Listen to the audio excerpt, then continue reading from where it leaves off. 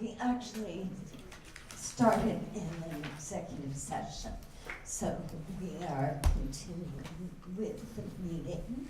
So the next item on the agenda is comments from the public on items not on the agenda.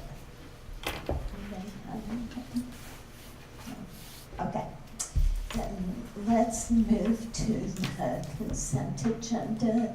Is there anything that a board member wants to pull from the consent agenda? If not, I'll entertain a motion that we approve the consent agenda consisting of the minutes of February 5th, approval of the warrants, approval of an employee leave, and approval of the high school choice cap of 20 students.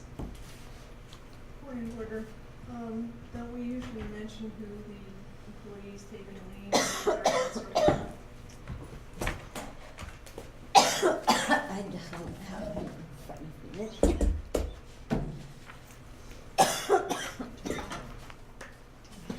Yes.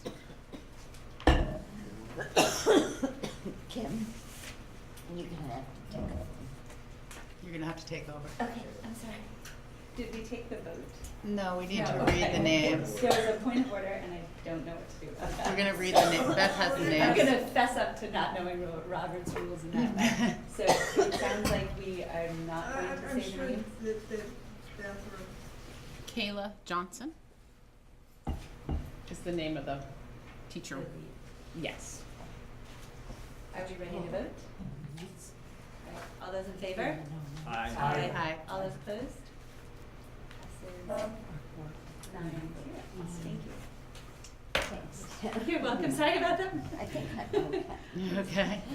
So the next item on the agenda, and of course we missed our budget work session on the 12th, so we're trying to put 2 budget work sessions into a single meeting tonight. So Brian sent you some stuff ahead of time, and I know we're gonna hear some pieces that weren't in the materials you were sent. So Beth, Brian, who do I turn it over to? Sure. You wanna begin or you wanna Yeah, start we or- just to start us off, this evening's meeting, looking at those building equity investments. And we have Beth and the ELT members will tee that up. We'll also be looking at fund balance, some promise to merger, taxpayer impact, and then looking for some budget guidance. We have a meeting on the 6th, another board meeting, and that would be around the time that we'd need to sign a warning. The warning window closes on March 10th, so we'd either have to do it on the 6th or with a specially warned meeting. I just wanted to give just a quick recap. Last meeting that we did get together, we had the chance to hear from Bob Travers, Principal Director of the Center for Technology, and he gave some background on the Center for Technology and talked about the continued focus that they have in working in literacy, also the professional learning communities that they've embraced for the whole center focus, and then their big thing is they're managing a 6th semester decrease. So they continue to be challenged by that, so their revenue is going up about 1.7, so a number of priorities need to be established in the expense side, and what they've been able to do is come out. Sorry, do we have an extra for Marla? Yeah, it's right at her desk. Oh, Oh, it was. it was, It yes, was right it- there. no, that's okay, I'm sorry, it was right there in front. You can take mine, Brian. I Right borrowed next to that. it. I don't need that. Here you go. Here's two. Okay.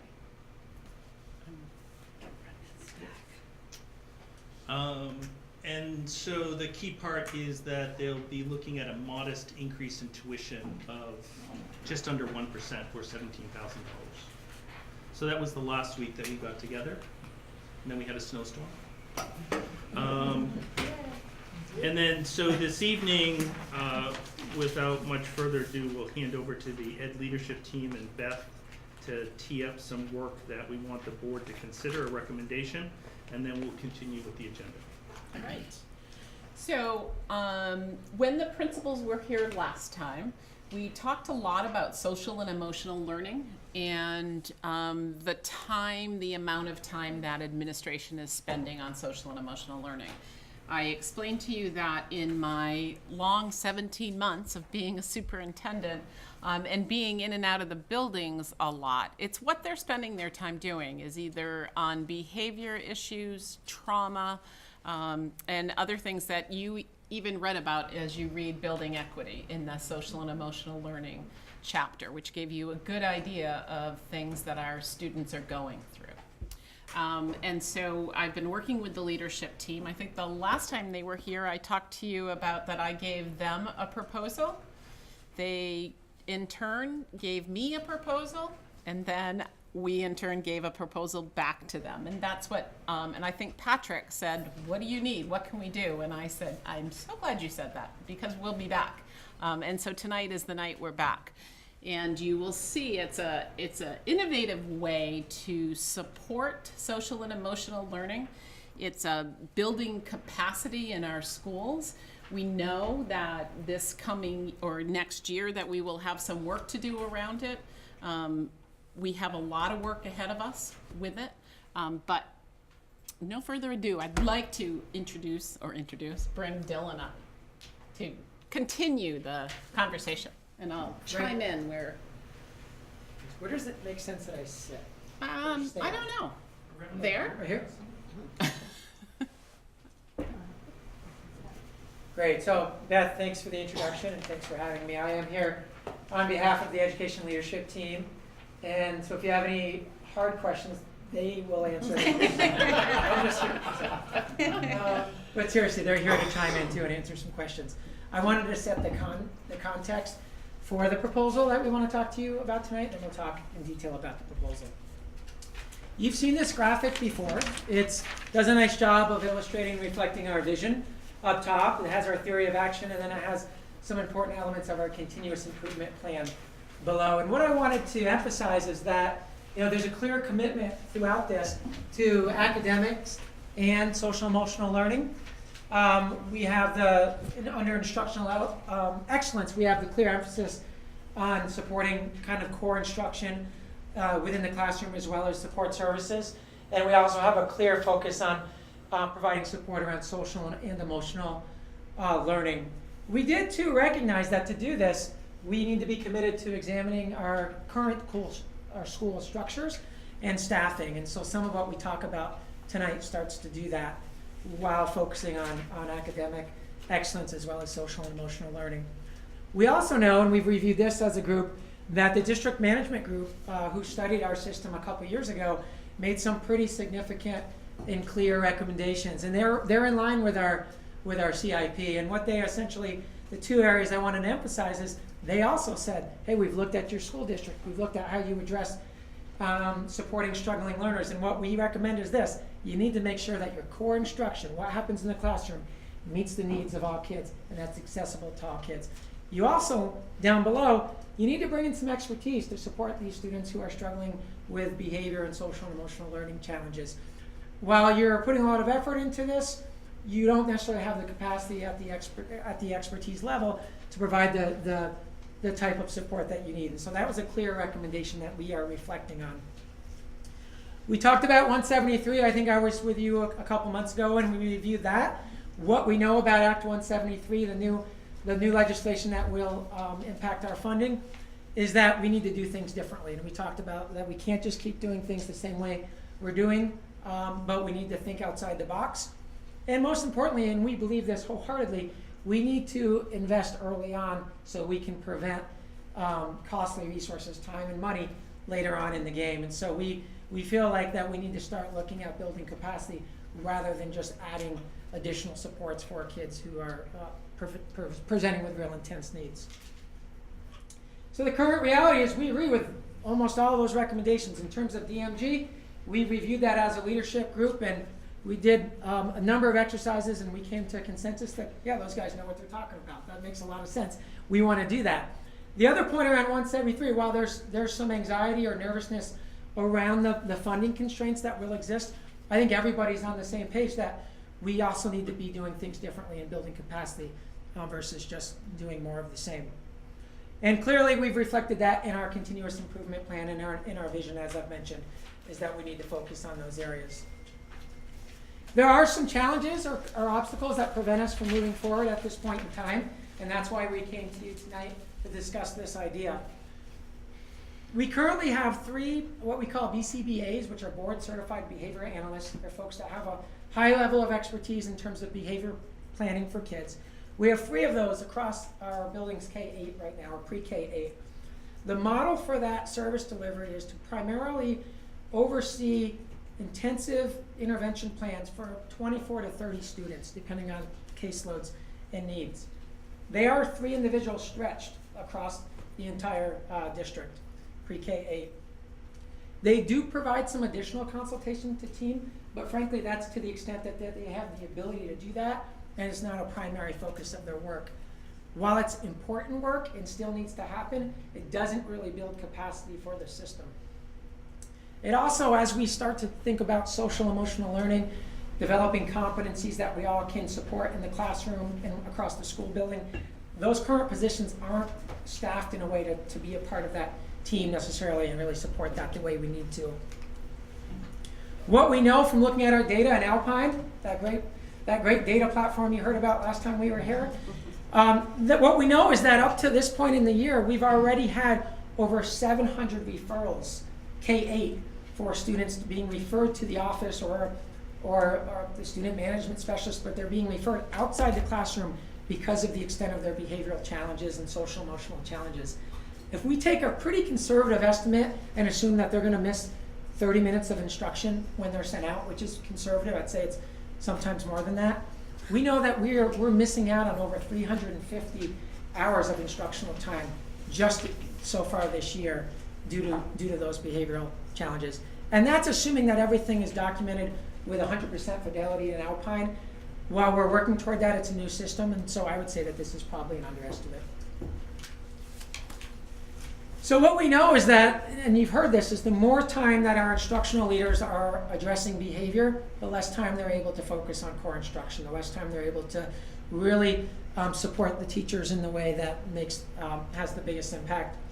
We also know from looking at our expenditure reports over the last few years, the trajectory of our what we call out-of-district placements in terms of cost and our contracted services.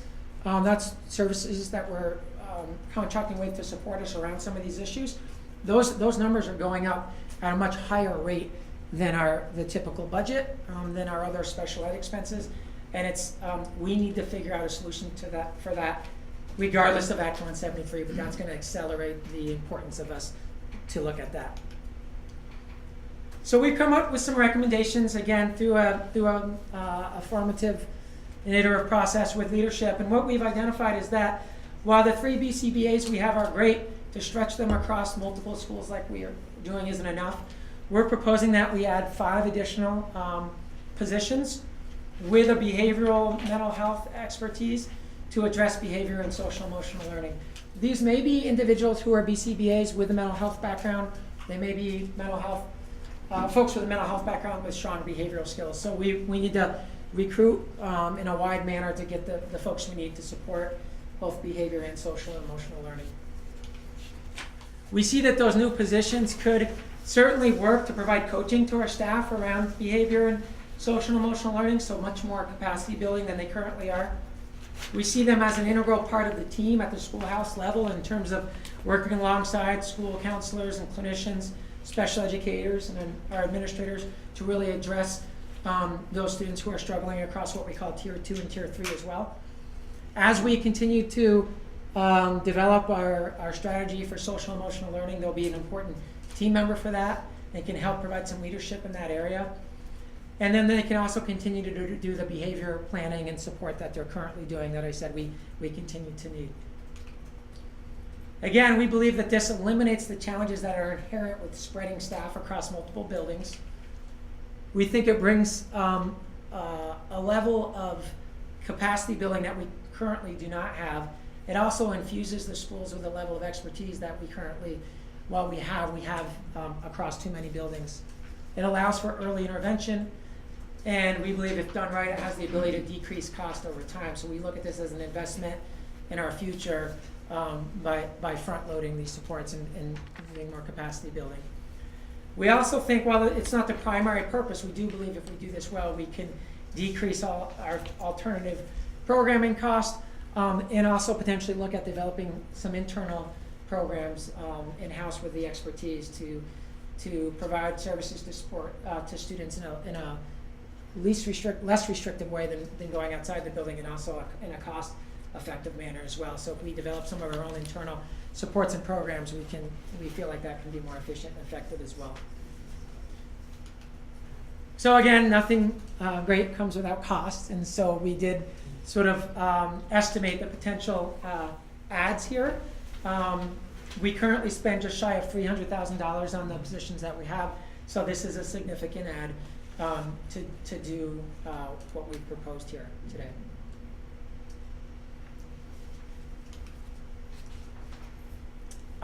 The next part of the proposal is really around leadership, in terms of a new leadership model across a couple of our elementary schools. And Wendy and Peter want to speak on this? Sure. So Peter Farrell, principal at Essex Elementary School. Hi, I'm Wendy Cobb. I'm principal at Founders Memorial School. So when we started talking with Beth about ways of looking at the needs of, in our schools in particular, because of the size of our schools, we both have, generally speaking, around 400 kids in any given year at each school, and single principals within those buildings. And we talked about a variety of different possible configurations for leadership models. Neither of us felt that going to the sort of traditional assistant principal model made any sense. We used to have assistant principals in both buildings, and it was okay, but it was not a model that we really wanted to go to. And in previous discussions, it just did not seem like it really addressed all the needs that we had. So we started talking about the possibility of having an assistant principal, a traveling assistant principal. Shared, yeah. So. Yeah, we really don't see this as adding another person just to divvy up the responsibilities. It really is much about what Dylan was talking about, in terms of three principals working together to really align and implement all of our decisions. Peter and I work very closely and have for the last 5 years since I've been in the district, and we do our best, more often than not, to make decisions together, right down to if we're keeping kids in for recess. We call each other and say, what are you doing? Because we have families that share both schools, have kids in both schools, and so we do our best to make small and large decisions together. Implementing all of those decisions aren't always consistent. We see this model as really innovative in that we need to, much like Dylan said, we need to change the way we do things. It's not just, you're gonna do this, you're gonna do this, you're gonna do this, and divvying up the responsibilities. It's about looking at each of our strengths and working across both buildings as if we were one pre-K 5 building. All three of us working in both buildings. For example, special ed is an area of expertise for me. I could see myself working with both special ed staffs and monitoring. When you think about 173 and the DMG report, what's happening with special ed? How are we making IEP decisions? How are we writing IEP goals? Really generating some consistency across both buildings. That's one small example that we've sort of started to develop buckets of areas that we might work on together as a, what'd you call it? triumvirate. Our, our feeling was that if we had an assistant principal who was simply bouncing back and forth between schools, we would not have any sort of continuity of implementation. We really have worked incredibly hard to act as if we were a single school, a pre-K through 5th grade school under one roof. And when we started thinking about it that way, I started to realize I would never, if that was our structure, if we were under one roof, I would never make decisions that were pre-K through 2nd grade without having incredibly close consultation with the principal who is 3rd through 5th grade. And so we really set out to we started out with the major decisions, and we have stuck with those major decisions in doing that as a team, but it has sort of grown into making some even, very minor decisions, like when we talked about, you're keeping your kids in at recess. But what has been tricky is the implementation, because we are implementing them in 2 different buildings, and so the implementation comes out differently, which does not muddy the waters of the decision making, but it sort of waters down how it plays out in actuality. So the thought was that rather than having one person who's just simply bouncing back and forth, addressing crises, which is just throwing more bodies at the problem, would be to have another principal so that there would be 3 of us working in concert across 2 buildings. As Wendy was saying, looking at things in areas of strength and expertise for each of those 3 principals. None of us working independently. So Wendy talked about, with her special ed background, that she would sort of be natural for taking over that particular area. But there would be 3 of us discussing how is it going to look, making decisions about it, and then one of us responsible for implementation, but coming back and checking in with the other 2 and looking at all of the various responsibilities in that way. And not just responsibilities and roles, but really thinking about our systems and our structures across both buildings. That thinking outside of the box, I know that's a term that's used a lot in education, but we really have gotten a little fired up about how we can really work together to change how we do things in terms of how we're supporting students with both social emotional learning needs as well as academic learning needs. How we can support teachers instructionally at the classroom level with all 3 principals working together to improve that first instruction. It really is, it's not about divvying up the job. It's more about changing how we do things and being creative and innovative with our systems and our structures. And the work, what Dylan was talking about earlier, with 3 leaders in both buildings, large buildings, and a lot of staff to oversee, coach, supervise. We're finding it difficult to be able to focus on that strong first instruction with buildings our size. So size has something to do with it as well. And ultimately to create a smoother transition process for children going from grades 2nd to 3rd. Yeah. And we hope that it becomes a model for the rest of our district and maybe even other districts across Vermont. We're pretty excited about the possibilities and the work that we could do. We realize it's a ton of work. It might be easier to just get an assistant principal and be shared with both buildings. It would be a great deal of work, but exciting, innovative work that we could do together. And we're a good team. Wendy wants to write a book We're going to write a book, figure this and then all we're going out. to travel the world and make $1 million. So, Dylan, Brian, Yep, you want so to speak to this The piece? cost, salary and benefits of this co-principal recommendation model at 1 full FTE would be $145. And that has not previously been included in the budget.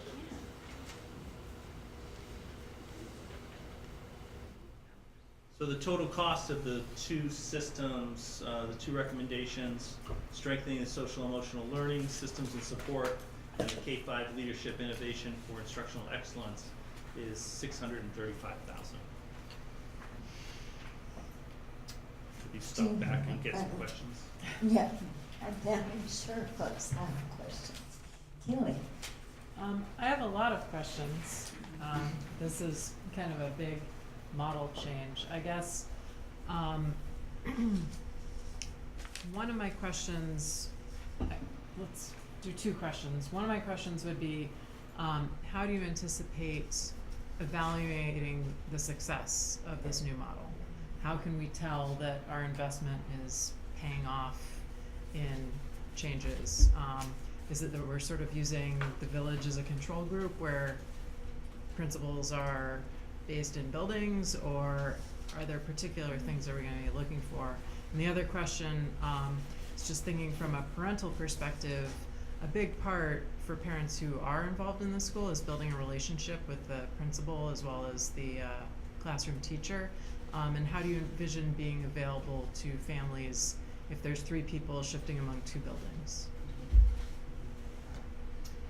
So, since Keely has started us off with this co-principal concept, let's focus on the questions about that first, and then we'll go back to the questions that folks have about adding the 5 FTEs to help with social and emotional learning. I guess my question about assessing would apply to either one, like how it And that's what I'm Sure. ready right now to answer that. Okay. So in assessing that, we know that it's a leap of faith in doing this. We are really excited about it. And along with that, we know that we need an evaluation system put into place right away. We know we need data before even going into next year's budget, which is hard because we would need data and to see improvements by November, December. One of the things that we can look at is my observations of being in the buildings and noticing the time that principals are spending on the instructional leadership piece and not being pulled constantly. So that's something that we'll have to work through. But we have, Dylan and Aaron and I, and Brian have talked a lot about there needs to be a strong evaluation system. And it might be anecdotal at first. We're not going to see test scores rise right away. But I think that principals will be a good gauge, teachers will be a good gauge. So it'll be more anecdotal, I think, in the beginning. We also can look at Alpine for the amount of referrals that are being sent to the office. So our hopes, and I'm going to jump back to the social and emotional leaders at each school, is that, and I think Dylan did touch on it some, but they're coaching teachers too in strategies and how not to push buttons, or who has what buttons that you can push and you can't push. So all that work that we do academically, but we don't ever do it. Well, I can't say we don't ever do it. We don't do it often enough for the social and emotional learning. So that this position is to do that also, which they too will be part of that. So how's it going? Dylan will meet with them on a regular basis as leaders, like their own PLCs, to keep that consistency across the district, but also the work that they're doing in schools. He'll meet with principals and the SEL leaders. As you know, we've given him that's your responsibility, social and emotional learning. So the people in these buildings, these leaders will be supervised and evaluated by their principals because they're there on a daily basis. But Dylan will be working with them just like special educators are evaluated by principals, but they work with Aaron and Dylan also. So it's that dual collaboration in it. So the evaluation of the admin would definitely, we will figure out what does that look like. We know that there's quite a bit of difference in the numbers of students between Essex Elementary and Founders than there is in Fleming, Hiawatha, and Summit. So we've watched those challenges, and Catherine could speak to it too, because she's at Hiawatha. Well, I mean, we already have 3 principals for pre-K to 5, I know, but they're the not numbers are set in the building. significantly different. I have 207 students. They have close to 400. The size of our schools are tremendously different. It's double the size. But Fleming is we're all about the same between Yeah.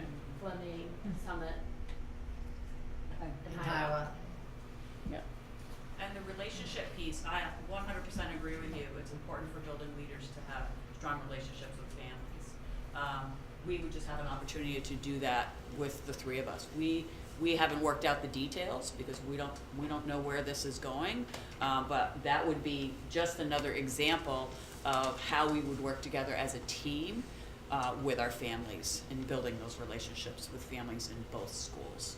I think also when I go to Founders for a meeting, I spend considerable amount of time in the hallway talking with kids who are like, Mr. Farrell, what are you doing? You know, and You leave the building? yeah, exactly.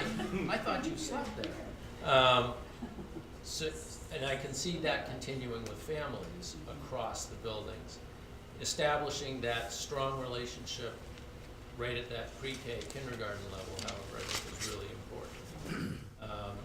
And I picture it as an opportunity for families to know more than one principal within a building, to have a group of principals to whom they can turn, who they know are working really closely together. So it's not a matter of if I go to this principal, I get this, and if I go to this one, I get this answer. If mom doesn't give it to you. Yeah, Okay. right. So, answer your questions. Marla?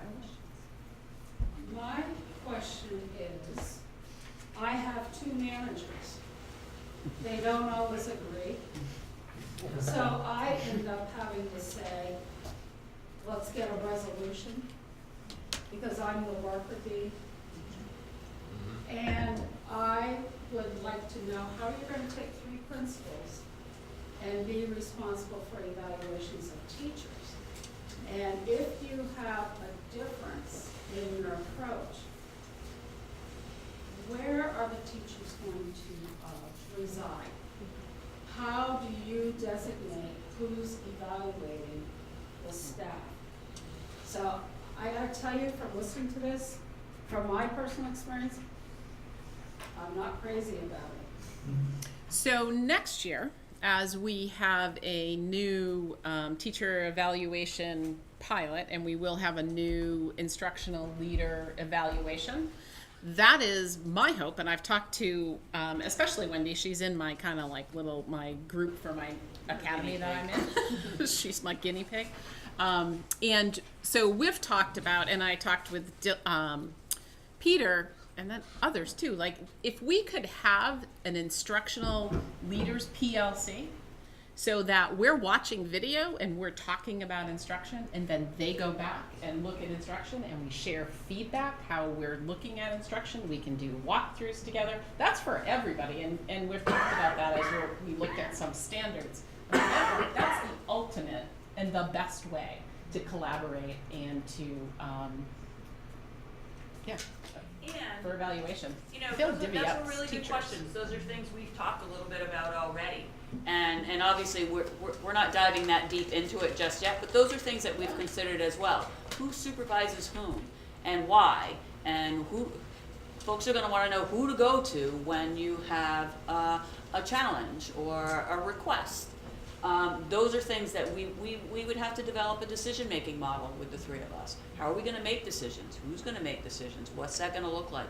Those are all things that we would need to figure out together as a team, all three of us. If I were to support the special ed staff across both buildings, it would make sense for me to supervise and evaluate those individuals across both buildings. For example, that might be one way to look at it. That obviously would need to be, again, that's part of the work that would have to be done between now and the fall. And obviously, something we would need to talk to staff about as well.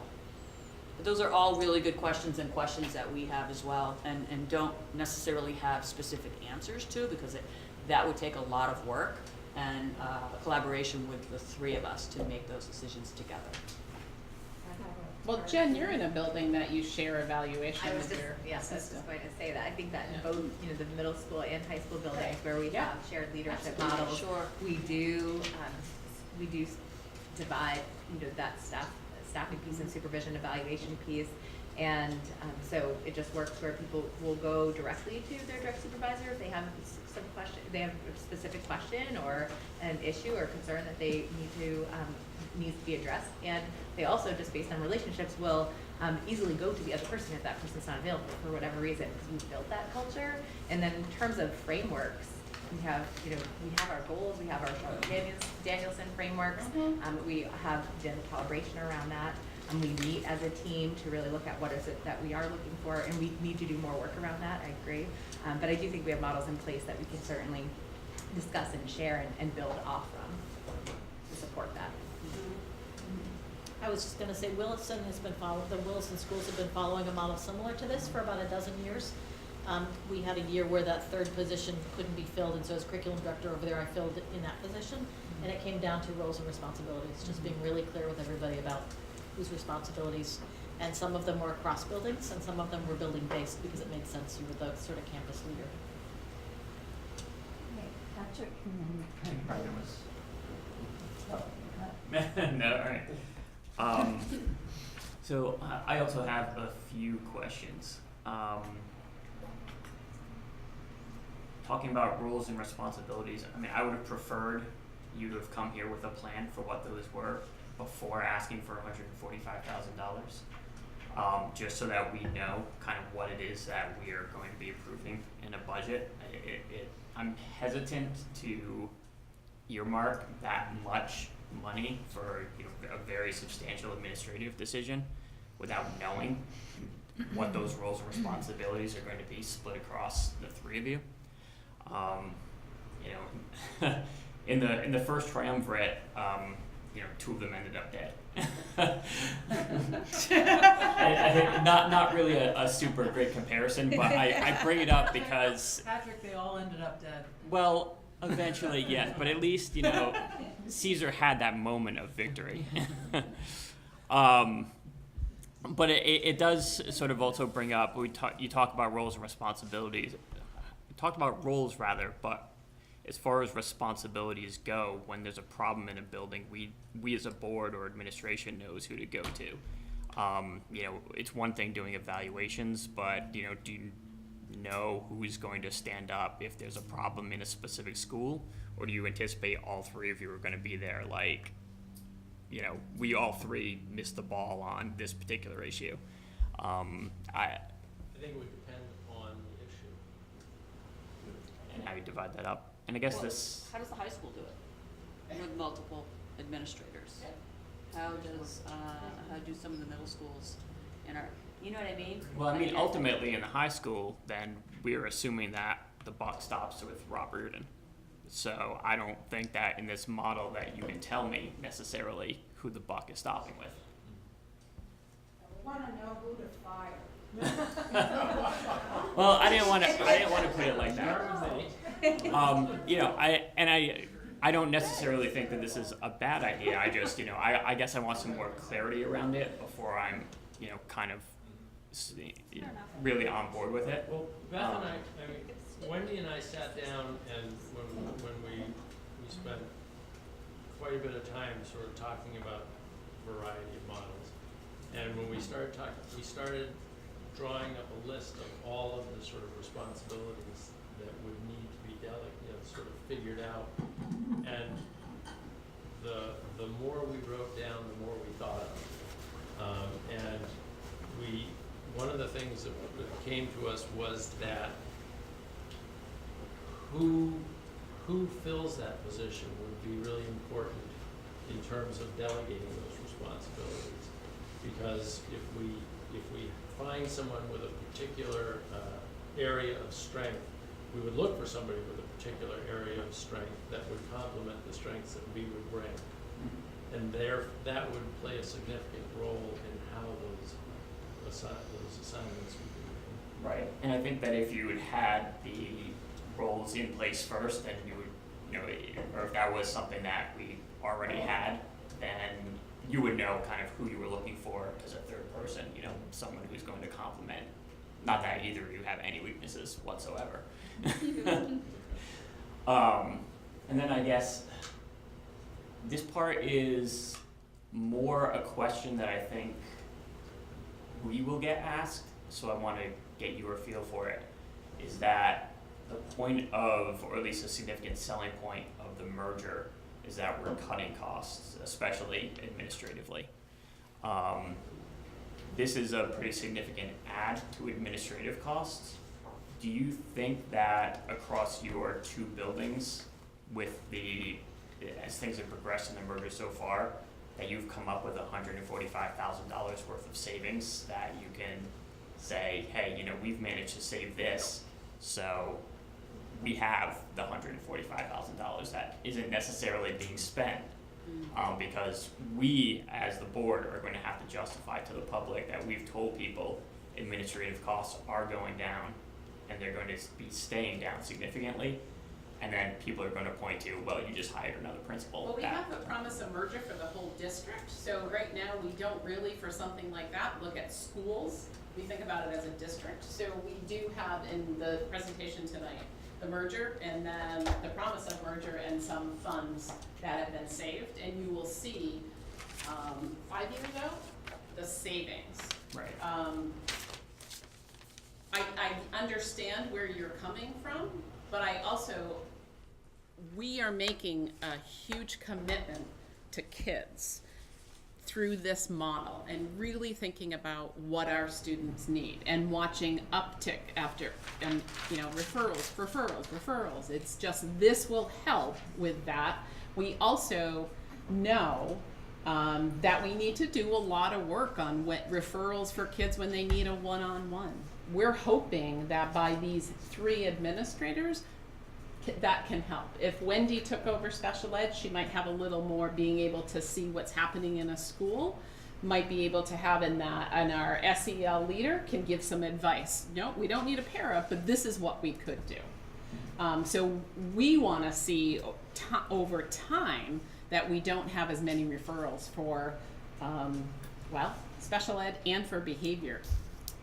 One-on-ones that we need just for behavior. That's our hope, that's our intent in giving this leap in amount of money that will save over time. And Dylan talked to savings for our people that we contract for, even sending students to another school. We should be keeping those funds with us, right? And building those skills, especially in the younger grades. I mean, I do agree with that, and I think the referrals, if we're enacting both of these proposals, and I apologize for taking up so much of the board time. Yeah. But if we are putting another, I'm sorry, what was the acronym, BCBA? BCBA. So if we're putting another BCBA in the 8 K through 8 schools in the district, and we're also adding this, are we necessarily getting a good data set for saying, is it the co-principal who helped the most, or is it the new person that we added to the school? If we add them both at the same time, I don't necessarily know that we'll ever get an answer that says it was this person or it was that person. And when it's a matter of hiring someone for, by my rough math, $90,000 versus $145,000, that's something I would want to know. A lot of my questions have been asked, but I guess I want to go back to the benefit for kids. What I'm not quite understanding is how this benefits kids, and so if somebody could help me understand how the addition of a co-principal helps students, I need a little bit more context about what the expected outcomes will be. Do you want to take that, or do you want me to? I mean, we can all chime in. I see myself in a building my size, and I'm pretty sure Peter feels the same way. I see myself as an instructional leader. However, in a building my size, I'm finding it more and more difficult all the time to get into classrooms, to work with teachers and coach teachers. That first instruction. So that it's very difficult for me to get into classrooms. So that's part of it. If I can get into classrooms working with teachers and coaching teachers, then I can help teachers become stronger educators. So that's part of it. Over the last day and a half a day today, and all day yesterday, I was with the first grade team, one teacher at a time, with special educator, with interventionists, and with the district coaches doing needs assessment, which is looking, we schedule an hour with each teacher and we look at the winter assessment results for that teacher's classroom, child by child, area by area. What are the strengths? What are the areas of challenge for this child? What kind of coaching support do you need? What kind of intervention support does the child need? Putting together plans for those kids. So I spent yesterday with the first grade team, one at a time. Today with half of the kindergarten team. Tomorrow the other half. Friday with the second grade. And I think over the last day and a half, I was probably called out maybe 12, maybe 15 times to go and to various areas of the building because of things that were going on. Missed discussions on a handful of kids each time. Came back in, sort of get caught up on where we were at. That's not an unusual percentage. Our behavior person was out yesterday, so it was a slight uptick.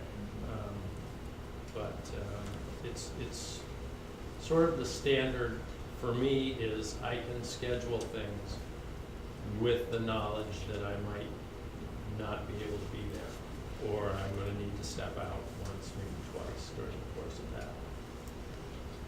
It also allows us to, like I was saying before, really look at our systems in our building and across our buildings and make some changes so that we can be more effective as leaders and get into our classrooms more and support teachers at their classroom level. That's what they want. They want us in there. They want our support. They want us to see what's happening in the classrooms.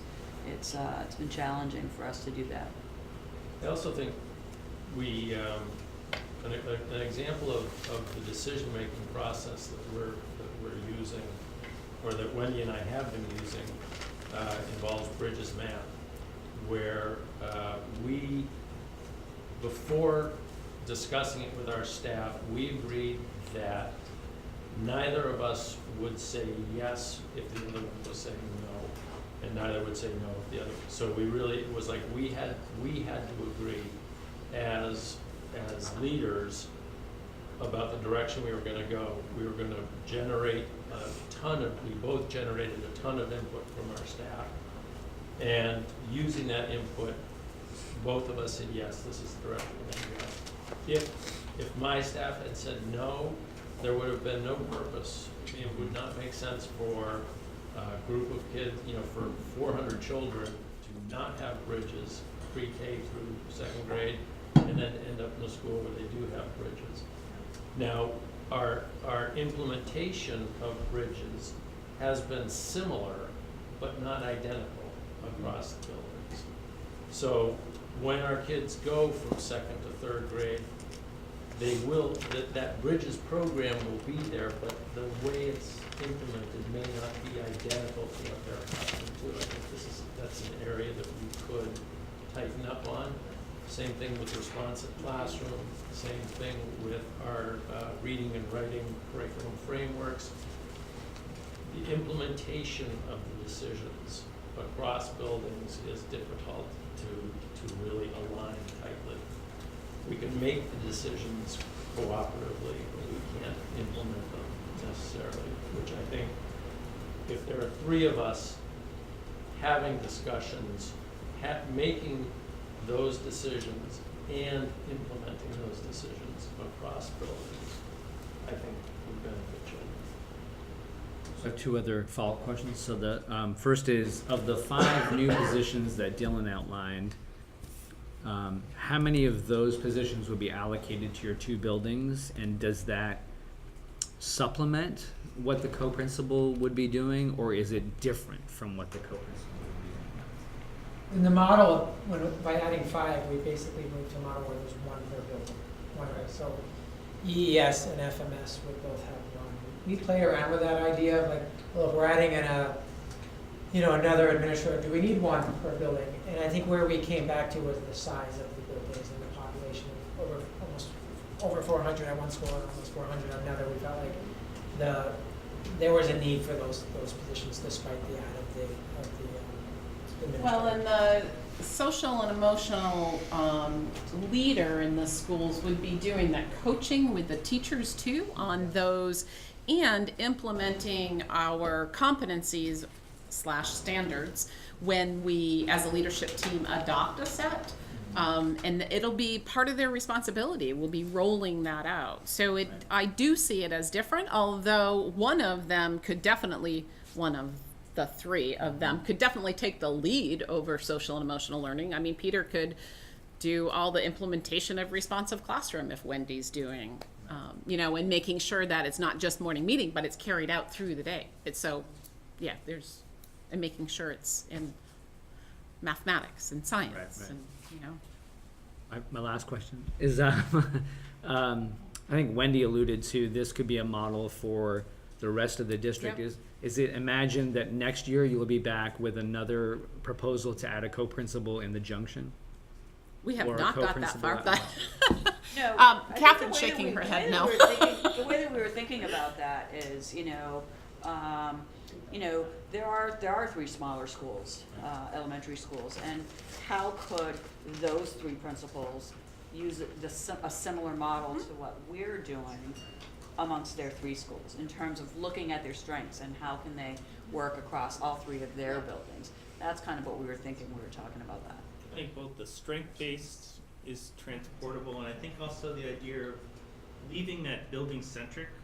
None of our students, none of our families remain a single building relationship. They move through our system. And the promise of merger is to have a continuum pre-K-12.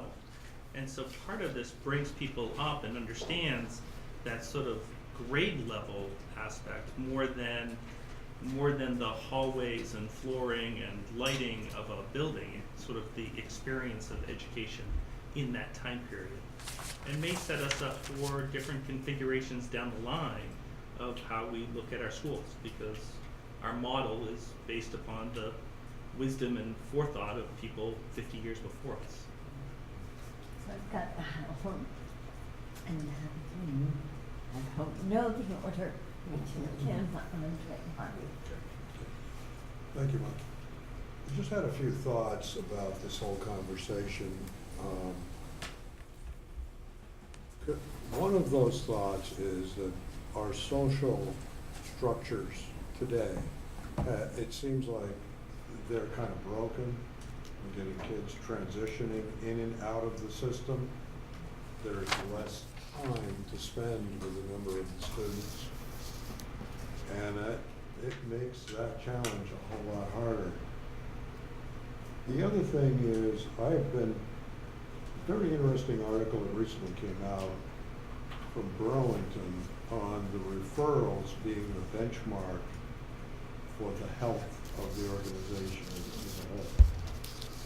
And that regardless of the structures that are in place, it's whether or not we're doing a good or a bad job, and regardless of what the performance is, that's the indicator that needs to be communicated to the whole organization. And that was the first time that I've seen that. So I appreciate any feedback on that one. And the third thought, and I've been very consistent about this, that there needs to be an evaluation, an administrative evaluative model and a teacher evaluation model that supports this whole structure. I don't know what that looks like, but it seems to be more collaborative than procedural. And I'm looking at voice because I have grandchildren in the high school, and I have a building equity book, and those 2 frames don't seem to mesh all the time, but I've got it. And I think you're on the right track, but I appreciate any feedback. I wanted to speak a little bit to the comment you made about referrals. I saw that article too. I think Burlington has noticed the drop in their referrals, and they attribute that to the restorative practices that they're using, and I think that's that's certainly a practice, an approach that we have some schools that are using here. I think we as leaders want to continue to look at how to grow that. That could be part of our strategy around social emotional learning. I think that's a good indicator, but there are other indicators we can use too. There's absenteeism rates, there's academic progress. The building equity book you have actually has a great, some examples of surveys you can use with kids and with families and staff around their perceptions of social emotional health. So as we identify our competencies in the district around social emotional learning, we also need to identify what are the benchmarks we're going to use to assess how we're doing. We have some data points we can grab now. I showed one of them, but I think we'll want to identify some others as well. And the important thing is that once a benchmark or benchmarks are established, the whole organization needs to be tracking that and communicating on a regular basis. Yeah. Some of our schools that do, they use the PBIS framework to support behavior. They've been doing that for a couple of years. They have office discipline referrals, and they keep track of that. And it's part of that practice is to review with the faculty where they're at this point in the year compared to the previous years or month to month. And so they do use that as a benchmark to give some staff feedback. And that's a helpful indicator for sure. All right, I've got 3 people in front of you. Kim? Was it specific to that point, really? Not that okay. So I guess the roles and responsibility piece would be key to understanding accountability and having evidence of how it's going. So that, while I appreciate there may not be hard student closing the gap data, there'll have to be something other than anecdotal evidence of clarity of roles and responsibility and accountability. Because again, at the high school, Rob is the last and Jen is the last at ADL. So you may have assistant principals. That's not 3 principals for 2 buildings. And each of you in the junction are, ultimately who parents know to go to, and it's not because we're looking to figure out who to fire at all, but more, it's just has who is going to be accountable, and accountability has to be our responsibility up here in this work. So that needs to be fleshed out, I think, and I appreciate that might be difficult to do without knowing who the third person is. It might be difficult to get the third person if you don't do that. So I think that I'm wishing the timeline on this was several months earlier, before we were in a position of, 2 weeks making budget decisions around this. So that is just a wish that it were sort of thing. The referrals for kids being on the rise, I'm appreciative that we are considering what resources need to be in place to support that.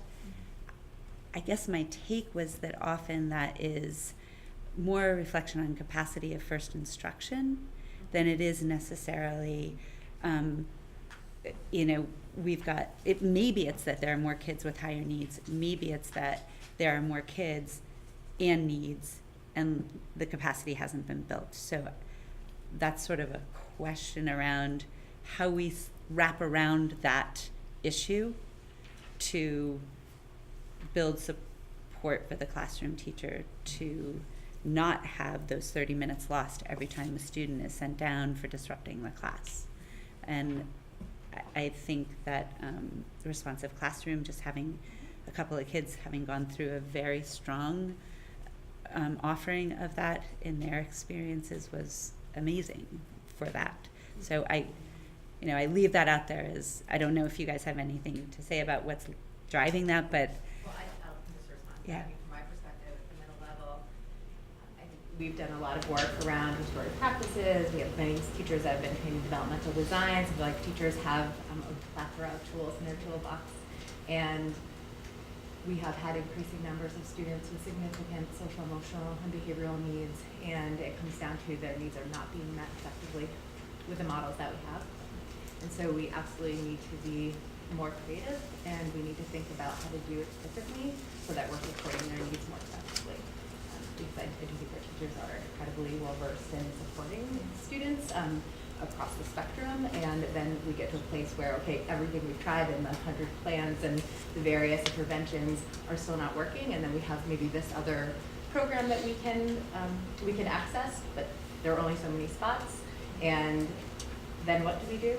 And we have had more increasing numbers of students moving in, as Al referenced, and that has really pushed on our capacity to serve our students as best as we can. And I think that this proposal is really asking us to think about how can we do it differently so we are meeting the needs of our students better.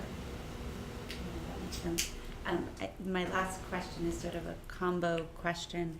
With the assistant principal at ADL leaving, do we know whether that position is going to be replaced, looking at the numbers between ADL and EMS and the leadership models as they were? Is this we could use a third principal between the two buildings, or? It has been posted as an assistant principal, and we will be beginning that process next month. And I guess for Beth then, as we look at the numbers and the disparity in leadership covering the number of students per building, how is that reconciled with EMS? So right now, EMS has a principal and a dean of students that supports in the behavior and athletics and some of those other pieces. That was his chosen model, right? And Jen walked into having an assistant principal. We have talked about, and when things turn around and, are there more possibilities? I mean, Kevin also in the beginning was like, I don't need another person. And we're like, yeah, we're going to work on social and emotional learning and that coaching piece too. We do talk about it all the time. It is one thing that we talk about.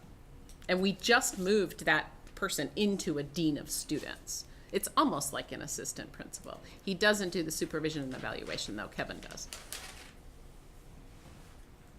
That's an area that, as we think about consistency, absolutely. would be helpful to understand almost along with the hiring of an assistant, just figuring if that makes sense. Anyway. I'm going to ask a question of historical, and also it's tied to enrollments. What was in place before the merger? Before the merger? Yes. Depends on how far you want to go. Well, let's go back. Let's go back the year, the final year prior to the merger, because I'm trying to understand whether you had a co-principal between the two buildings, co-principal in each building, and whether your enrollment was at the level it is now, less, and also, then I'll revert to another question to Dylan about the BCBAS. So, I can go back a ways.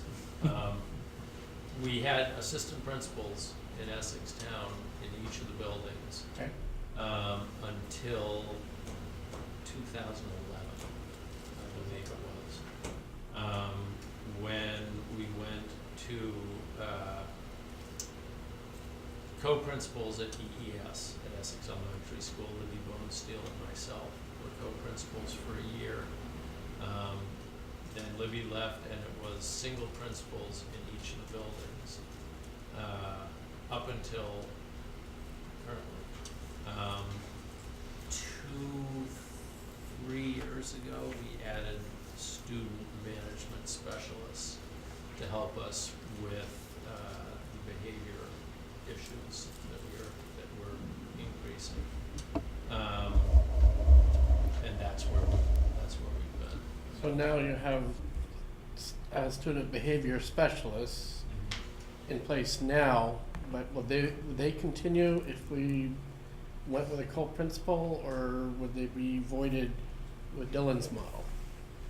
I don't see them being voided. So it'd be an increase. I would see them continuing. Yeah. Okay.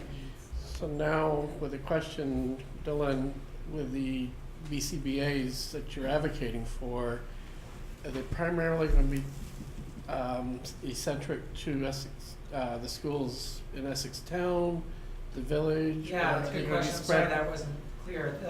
So we would add 5, and then that would give us 1 per building across EWSD pre-K 8. Okay, so it Not we- bad. So every school, K8, pre-K 8 would have a designated person. And then, again, we use the BCBA because that's what we currently have. It may or may not be a BCBA.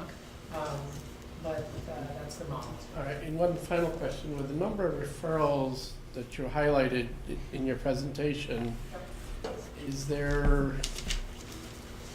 a higher number of referrals per population, per school, or is there one that's jumping out that is significantly higher than the others? There are some, I'd have to look at the data to give you, like, I'm not ready to give you which school or anything like that tonight. There are some that appear like they have more referrals. I'm not convinced that that's accurate and versus it just being an artifact of how the data is being kept. This is our first year with Alpine. This is our Right. first year of collecting that data, and I think that we have, I did training with schools in the fall around entering data in Alpine around behavior referrals, and I think that that's done with fidelity at different levels right now, and I think it's a goal for us to Right. get. Because I want to qualify my question on that is the parent who had a child that was referred a lot in one particular school, and moving forward, we all are, but I felt some of the referrals were not correct.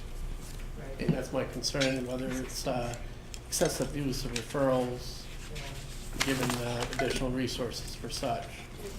Right. Well, and I think part of the work we do is that we will continue to do at schools is supporting teachers around what's a behavior or a thing that you can deal with in your classroom, right? And how do we support you with that Sure. versus what would you refer to the office? Okay. And our goal is to have some consistency with our threshold within a school and across Right. schools for kids' sake too, right?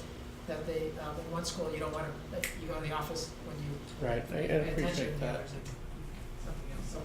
So that's a goal I think that we work on, and I think that as a unified district, we'll continue to work on around what's our practice for that. Thank you. Did I hear the assistant principal at ADL? We are not replacing one, correct? No, we are. We are, Yeah. One who's there is leaving. and we're going She to will. replace it. Okay, and so Kevin has a dean of students.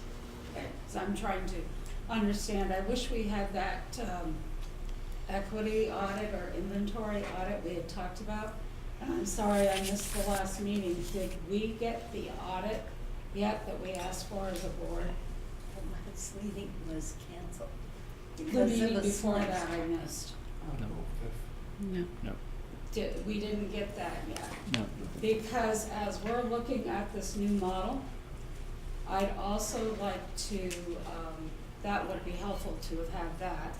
The other thing is, I think, is it DMG, that report, that they suggested a change of how we do the behavioral specialist, and we had too many. So how many are going to be replaced and offset? That's the work that we need to do. Okay. We need to, what we want to do with these new positions is build the capacity and be able to then look at an entire system to see where we can either add, take away. We need to look at our whole staffing structure. It was from the DMG, and we're prepared to do that and worked really hard this year on doing that. And on the staffing levels, because the state a couple years ago, going to all those meetings, they were looking at how many students per Yep, teacher the and ratios. everything. Yep, Can you take this model and give us those ratios we could do that. before our next meeting?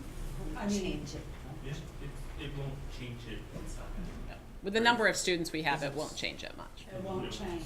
It's 6 positions going into a body of well over 500. So divided into a population of 4,000. So Right. it will change it some to the A decimal. couple decimal points. Yeah, so we can. Are you set? Huh? Are you all set? I'm all set. Kimmy, and then Brendan. So, looking at this BCBA conversation, I feel like it's kind of like the school start and end time conversation, where we're basically all on the same page that something needs to change. The question is just how much of it needs to change and how quickly. Like, I'm among the people who is pretty convinced that starting the high school later is supported by the data and is something that we need to move to. And I'm a little disappointed that we're continuing to put that off because it needs more discussion. But you all feel that it needs more discussion, so we'll continue to explore until we're really sure that we have all the information. I feel like we might be well advised to do that in this case as well, because more than doubling the population of BCBAs seems like something that would involve more discussion than one meeting before it's a decision.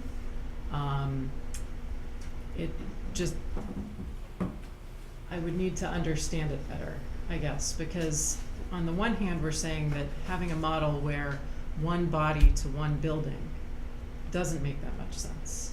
And now we're expanding the BCBA population specifically to get one body to one building. So why are we going to 8 BCBAs when that leaves us, we know, with more BCBAs per student in the village than in the town? So right now, I think there's a little confusion. We're not hiring a BCBA per building. It's a social and emotional leader in each building. Having the BCBA, that certification, is great. But right now, they're limited to the amount of kids they can work with and having a behavior plan, because they're part-time and they're spread across, well, they're full-time, but they're spread across all these schools. So they might be in Jen's school, helping her and running out the door and going to Hiawatha and trying to figure that out. So if we expand, our hope is that we expand and they have also some counseling experience, some therapeutic. We've talked about, Dylan, you could explain that better than Yeah, I think we're looking I am. for, We're not BCBAs. right now our model is very. I guess my question wasn't about the title BCBA, it was about why are we going to a model of one per building when we're saying that one per building is not the model that we should be looking at to support social and emotional learning with principals? Why aren't we thinking about the entire population of the K through 8 in each community, or K through 5, or whatever it is? Why does it have to be this number of 8? How does that interface with the guidance counselors and the Howard Center people and all these things? This seems like something that could be clearer. Yeah, so I guess in my mind, you know, from our discussions thus far, we're seeing it as part of the team with the guidance counselor, school clinician, and other folks that support behavior and mental health at the school level. It is, I mean, admittedly, it's not proportional to the size of the school. It is one per building, and part of that is some of the logistical challenges with prorating. Like if we did 1.6 for Peter and 0.8 for Catherine, just get diminished returns with splitting staff like that. And so, because they are providing sort of a leadership coaching model, we felt like it was important to have somebody at least full-time per building. And that was a decision that we came to, instead of just, you know, using math and figuring out the fraction of the FTE we should allocate per school. We did feel like one per building provided a level of continuity and allowed for some time to do more than just focus on the kids with intense behavior issues, but do the coaching and do some of the other proactive and capacity building work as well. So I assume that at the high school level there are behavior issues, and that there is also a focus on social and emotional learning. So why doesn't this plan also include the high school? Yeah, good question. We do currently have a designated BCBA at the high school, so we recognize that fact. We also have, between school leadership, school counselors, and the number of clinicians from the Howard Center that support the high school, we felt like we have a more proportional model there already. So I do think there's work to do around, as we embrace social emotional learning as a district, what does that look like for roles and responsibilities of all those people I just mentioned? So I think that we need to continue to look at function and roles, because the number of staff, we seem to have the numbers at the high school, maybe not triaging the way we would triage to support SEL moving forward. And is this focus on social and emotional learning, is it truly district-wide, or does it stop at the 8th grade? No, I mean, I think our goal is to establish some competencies that are pre-K-12. Absolutely. Yeah. We are focusing some of our innovation or design. As you can see, we're focusing some of that work at the pre-K level right now, but we're not saying that there's not any work to do at high school. So I'm conscious of the time, and we have a lot of other things to do. What I'm gonna ask of board members is that over the next week and a half, if you could send questions through me, and I'll have Beth work with her team to get them answered. But we will need to make a decision at our March 6th meeting. Okay? Can I just ask that since that the question and answers be part of the public discussion at the next meeting versus a response just to board members? Sure. Yeah. We can do some themes and make sure they get talked about. So I would like to talk about the funding recommendation. We have the one more slide, and they might want to stay for questions around that. So we know that when you implement something as large as this, businesses would put the money there to be able to work through that, evaluate it, and to see how it goes. To implement something well, often in education, we take away. We know that we have work to do around social and emotional learning. You have heard that from the principals. You've heard a model that we know will build capacity. We are, you have hired us, you've hired me to be the superintendent, to be your lead educational person. I am confident that our admin team will make this model work, and we will have more success for all of our students. In a funding balance that we wanted, or a way to fund this, we would like to use our fund balance for 1 year to implement it, evaluate it over time consistently, and we will come back to you, and I'll bring the principals back to you every time, and the social and emotional leaders, and Dylan, to share its success as we move through. So we would like to use the fund balance and spend next year, or even starting now, to think about where's that money going to come from in an FY21. We know we can't add more. We know we have to take away.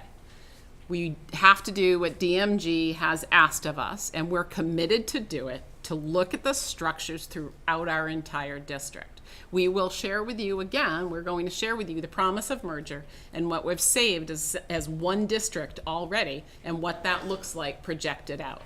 We have saved in the administration at the central office and things that we've done, and we've worked hard to do that. We're committed to our taxpayers, and we're especially committed to our students. We know we need to do this for our students, and we need to do this. So I think Brendan asked the question, so what does this model do? And I think about it for both models, the one that for a co-principal and also for our SEL leaders. I see it as our principals, our district's direct line to student improvement. They're the ones that need to be doing walkthroughs, getting in, watching instruction, looking at data, holding our vision true into the entire school. They need the time and the commitment to do that. And this model, I feel, builds that, and they're committed to it. So 1 year to add this, to put the money from the fund balance into it, and we are dedicated to saving the funds over the time. We know we have to do it. We've been saying we're going to do it with we also have Act 173 that we need to figure out how that funding works. So what I'd like to say is, does everyone understand what the funding recommendation is? I'll just say it in my words. It's to spend fund balance, which is one-time money, to make this investment with the goal of finding places within the FY20 budget where in FY21 we won't have to spend this amount of money, so that it is funded, carried forward without adding to the FY21 budget. Okay. Just 1 second. Questions? Okay, Todd. Sure. Just, I had no idea about any of this before I got here. So just 1 or 2 comments. From my perspective, I think it would make sense to move forward with the 5 on the SEL positions for the next budget. I would leave off adding in a co-principal to evaluate sort of how these SELs work, and also to take a bigger picture look rather than shoehorning a position in between 2 existing principals. Maybe look at what would be the best use of 3 positions. Maybe it's not, maybe it's moving some positions around. And also in terms of the fund balance, I would suggest looking at phasing the use of that fund balance, so you're not funding it all and then falling off a cliff.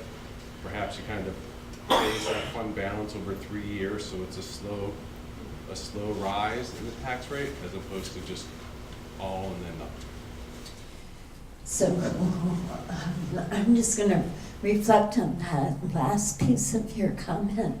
So this is only part of our fund balance, and what I guess we haven't still said clearly is that the district would be finding ways over the coming year to cut other areas of the budget to completely fund these proposals. So it would not be, we wouldn't be going off a cliff, because it would be funded through reductions in other areas in FY21. I was just suggesting to be conservative, because you never know what the next year is going to bring. True. Kim? I think just calling attention to the numbers in the buildings would be important, and thinking about the co-principal thing. I do think I continue to, I think a 1-year trial on that many positions doesn't make sense, so I'm not hearing it as a trial so much, but as this is the way to get through the first year, because it's very hard to hire positions for a year. That would not be a good marketing point for filling the position.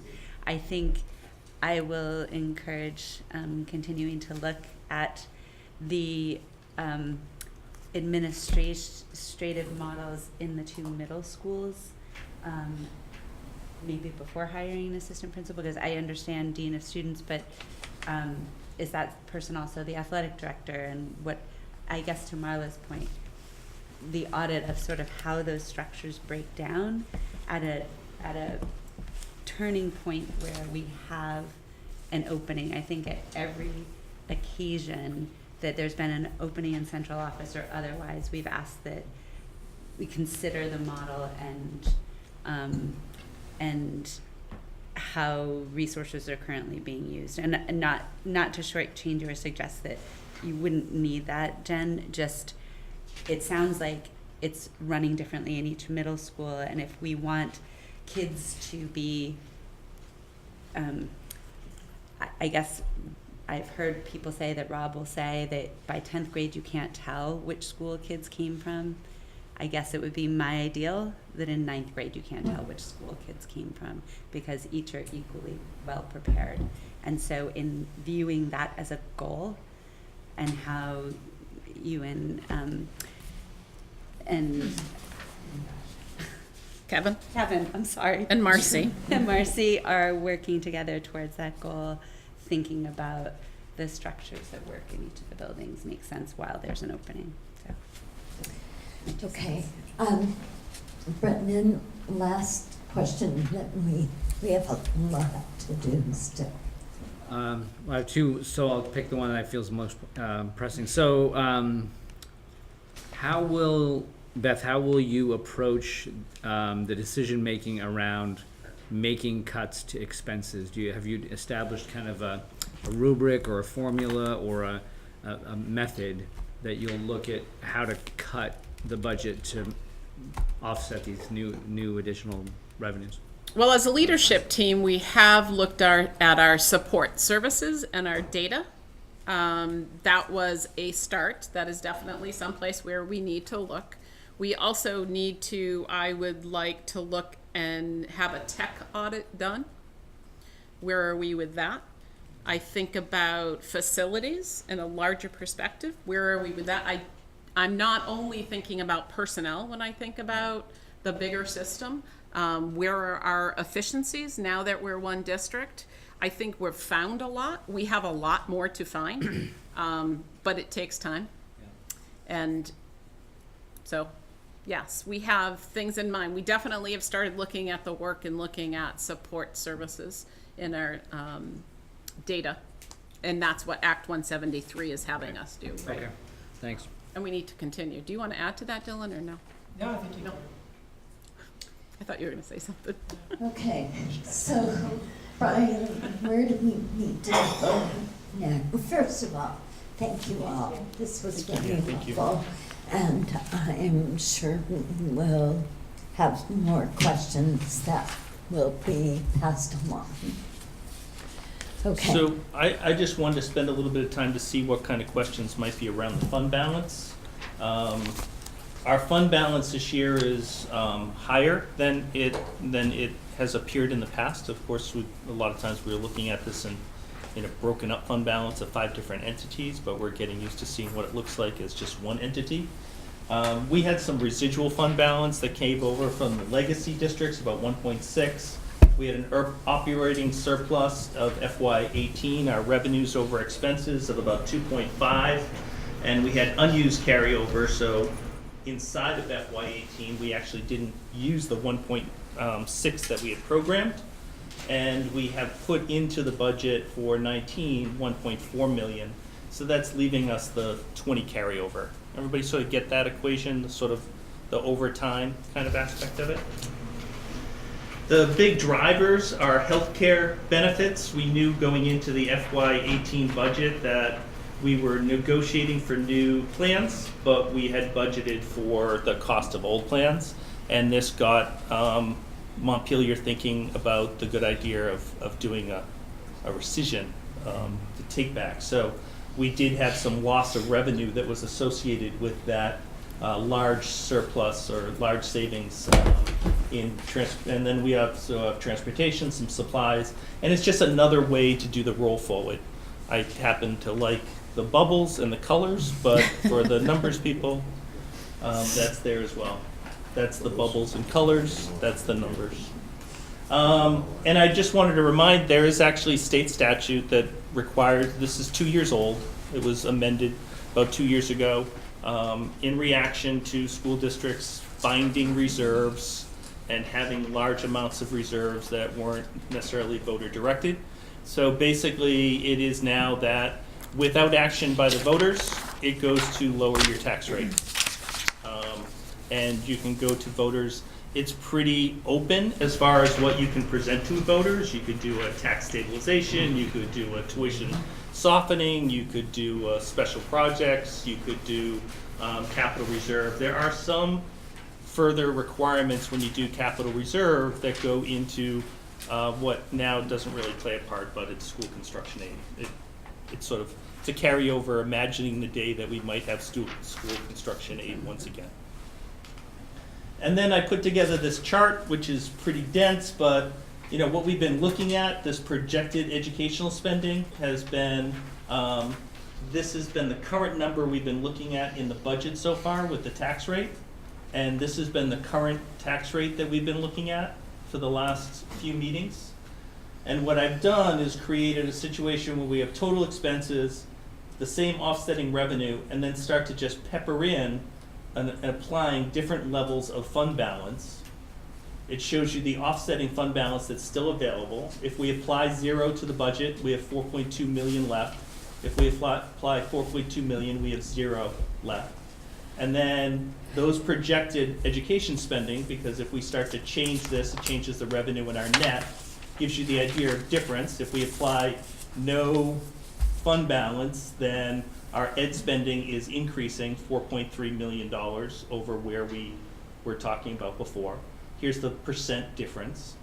And the incentivized tax rate based upon the new scenario using a certain amount of fund balance, and then those differences. You can see that the 1.455 is what we used in FY19, and the administration came and recommended to the board that we use 3.2, leaving approximately $1 million. Again, by state statute, you have to use it all, or you have to go to the voters. So as we introduce the budget at 3.2, we introduced the idea that there would be some value in taking a look at possibly initiating a long-term facility planning study that would be a comprehensive study of all the facilities of EWSD. That such a study has had different history and experience in our district, but certainly nothing that's tangible right now for us to take a look at. And part of that would also be the funding recommendations that you just saw. Any questions about fund balance, about how we can use it, how we can't? Yeah? I had it right to you. So those numbers incorporate the use of the 6 whatever. No, this million right now, so we have a budget that's been presented to you that if we do the recommendation, which would be add expenses, add revenue, keep same net educational spending, same tax rate as we've been seeing. Basically what it would be is that you would take 635, you would add it to total expenses, 635 added to total offsetting revenue. Come down. And then you would just come over so that, I guess it would be 635 added here. Yes. So now you're down into a number of 375, 360. 365. And that is the article that historically has been a capital reserve article. CCSU did it as 1% of the budget. Right. EWSD did an article with a number on it. My last aligned to recollection like of capital reserving projects. fund balance is quite a number of years ago. So, each one has had, the Essex Town and U46 have had a history of raising additional tax dollars for a purpose. Right. But there is a history going back into the early 2000s in which there was a higher than expected fund balance that came in, and both the tech center and the high school went to the voters and reserved money for anticipation of lost tuition. And it was small amounts, 200,000 I think in the tech center, maybe 400,000 in the high school. But it was just to anticipate so that you didn't have like all of a sudden a drop. You could bring money in and it authorized the board to do so. And what do you, or do you know yet, what you would anticipate us asking that article, for what purpose, the 325? Just my personal bias is that we've had support from our communities, despite great support on our budgets, even greater support on our article on capital reserve. And so our community understands that to be likely to offset like purchase of a dishwasher. Now in our bigger district, that might be absorbed differently, but it is not an ongoing operating expense. So that was how I understood, and I think our community has of late understood the use of capital reserve. So I would like for us to, at some point before we're voting on this, have a conversation about what that article looks like, what it's intended for, and what that amount is. Mm-hmm. Okay. So maybe that's not been decided yet, but I just. Yeah, so, in your first annual meeting, the board put to the voters the creation of a capital repair fund. Right. And then on the Australian ballot, you asked voters to fund it to the tune of $1.2 million. Right. That reserve fund, that capital reserve fund, exists. It has been created by the voters. You have no mechanism to fund it without voter authorization. So it's either through generation of more taxes to send it, or the designation of available fund balance. So this article, instead of asking to raise more money, you'd be asking permission to, an authorization to be able to forward fund balance to that fund. The proposal that I've recommended is that you speak to your voters about the value and the stewardship around the idea of a long-range facility planning study that would be comprehensive in taking a look at all the current needs, bringing in educational space designers and programmers, as well as architects, engineers, and other experts, and broaden it to be a significant community involvement around the value of our educational facilities and assets. So that would be the funding mechanism towards that. $325,000 for that purpose. And of course, if it's not all used, you're obligated to use it in the spirit of capital plan, capital improvements and repairs. So it's not lost money, and you can always go back to the voters as well. So but it would be a space there. I'm So that's supportive of it. I just didn't know what, the if mechanism. it was coming in like a capital reserve request in that article, and it's just rather than asking for it as a separate article, it's basically you either put it all into fund balance and ask for that additional money as an article, or you separately say can fund balance fund that. We've never done it that way where fund balance has funded it, at least as long as I can remember, in either district. So it's a nuance that is different to me. But am I understanding it correctly that in fact it's the same net effect? Yeah. Okay. And we are still talking about something in that domain of what we've already set up, which is capital repairs and improvements or something. So that study could happen with that spirit in that article. Yes. With that direction. Got it. Thank you. I did also seek, I also seeked legal counsel because there's a nuance here that I wasn't sure how it would work.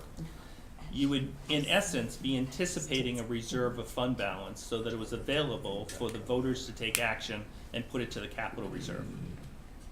But there's a possibility that they vote no. So I was trying to understand whether you would have to warn two different budgets with a portion or all of the fund balance. Your legal counsel said no, the voters would speak, it would mean that you could not do that. The fund balance would remain unassigned. The board would then have to go back to the voters, and as he said, depending upon your vote, you could have 8 to 9 times going back to the voters to ask them. But basically it would be there until either you put it in as a board to offset taxes, as offsetting revenue, or the voters take action. So it would sort of hold at that point in time. So I guess then why wouldn't we do it the way we've done it before, where it just is a separate article requesting that $325,000, and we do our job to explain that that net effect. I'm sorry, I think I tried to it will be a separate article. No, understood, but like rather than directing fund balance, why wouldn't we do it the way we've always done it, which is all the fund balance goes to offset the budget, and then the separate article does say what the % increase is per pupil with that article, because it sounds like the way I understand it, at that point you're not re-voting. If they don't approve it, they don't approve it. Like, I'm not quite sure why we would do it the other way if we run the risk of having to re-vote, and especially since it's going to be harder to explain since we've never done it that way. And again, that risk is really theoretical, Kim. As you said, people have been voting historically for the capital even better than the school. And last year the school was 82 to 17. So that's really theoretical that it would be there. I enter it in because if my slow brain deduced, like, well, what happens if, I figured that I would be providing some information. I wouldn't recommend what you're saying, because if there is a change, you've now just washed another $400,000 or $365,000 of fund balance into your operating funds, educational spending. It's 2 articles. I would recommend what I have, and that would be reserving fund balance through a separate article. There is a history of doing it in the community, and I think the argument would be able to be made just like you said. And that would be my recommendation. Be creating more cliff in the following year, perhaps. I'm going to think about that. You should too. The operating fund also becomes annual and expires, where your capital fund is able to go over multiple years. So your funding would have to make sure whatever you put towards your long-term planning would have no more expenses after the end of the fiscal year. Right. If you built No, it. I understand. We've never done it that circuitous route, so Right. it's just, Yeah. it's interesting to think about it that way. Yeah. Brendan, did you have a question? Brian, I apologize if there's been a lot of numbers, and so I may just have, I think I've forgotten this number. But can you remind us what the current balance of the reserve fund is? The current capital fund, Capital fund, sorry. we have the audit, it's gonna be coming to you in about 2 weeks probably, as it gets bound. The current funding is about $135,000. And were those, I'm sorry, were those consolidated across, because the different districts had different funds, and so were they combined? All the legacy funds were combined. Al? Okay. Direct feedback. People in the community, after a number of conversations on this subject, prefer the capital plan because they take pride in their buildings, and it gives them direct feedback that it isn't included in a big budget that gets changed here and there, but it's a commitment of the school to maintain the school and maintain the needs of the school community. It's so clear and so direct. I wouldn't want to divert Yeah. too far from that.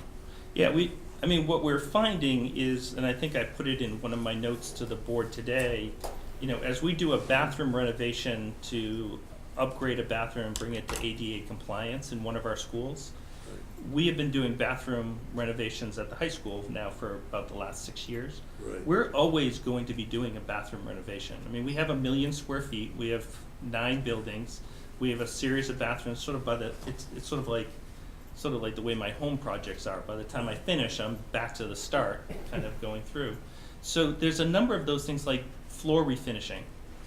For certain schools, with 3 buildings or with 4 buildings or even just the high school, some of those projects were really significant in size, and therefore we put it there. It's not like we didn't need to do it. Right. But it would just be another way. The capital fund started back in 2001, 2002 with Roger Derby. And part of it is that we wanted to avoid sawtoothing the operating budget, so that especially a place like Westford, if you put $22,000 into refinishing the floor, it constituted like 4% of your budget. And then next year, or the next 20, you didn't have that size project. So you'd be going, and we felt that if we created a way to moderate that, but now in the size that we're in, as we started to move, we began to fund security cameras exclusively out of the capital fund. We began to fund network equipment out of the capital fund. They were regular recurring needs that we had, and they've been incorporated into the operating fund. I think our future is very large projects. If you recall, the people that have been in the community for a while, we talked about 2020 vision. It ironically is nearly 2020. Our schools still resemble more of 1970. Yeah. And they're constantly presenting a challenge, particularly things like HVAC, in which, when these buildings were built, we were having 4 to 5 cooling days a year in Vermont. Now we're having 15 to 20. When we opened up building this year, the students can attest, is the first day of school that we had, we were pushing about 85, low 90s. This building was hitting, the top wing of C was hitting over 100 degrees in the hallway. So Brian, we have to move on. I'm sorry. So maybe you could think about some, in this size budget, what kinds of projects would rise to the level of being funded through a capital fund? Yep. Because what you're saying makes absolute sense to me, that they aren't big enough expenditures to rise to that level. Yeah. But some examples of, in the future, in this new district, what kind of projects would rise to that? Right. And the Okay. other mechanism would be to which projects rise to financing. Right. Right, bond. Which is Right. also voter approved, but There are a Right. number of things that instead of accumulating all the money and paying for a $600,000 roof that will live for 25 years, there's some leveraging that can happen and some easing of tax burden by potentially spreading that out. Okay, can we move, Yep. please? So this exercise that hopefully isn't just a throwaway now as we look at other items we scrutinize, but trying to bring the budget into the equity framework. And so what we've done and tried to prepare for you is also what the primary emphasis points are going to be in the FY20 budget. So we have physical integration, and we're going to be working on reimagine and redesign. We've put about $20 million towards this area. This is all your special ed, your OTPT, your speech and language, and so forth. And what we're looking to do in every one of these is, just like in our continuous improvement plan, strengthen and expand the professional learning communities is a focus in every single item of this.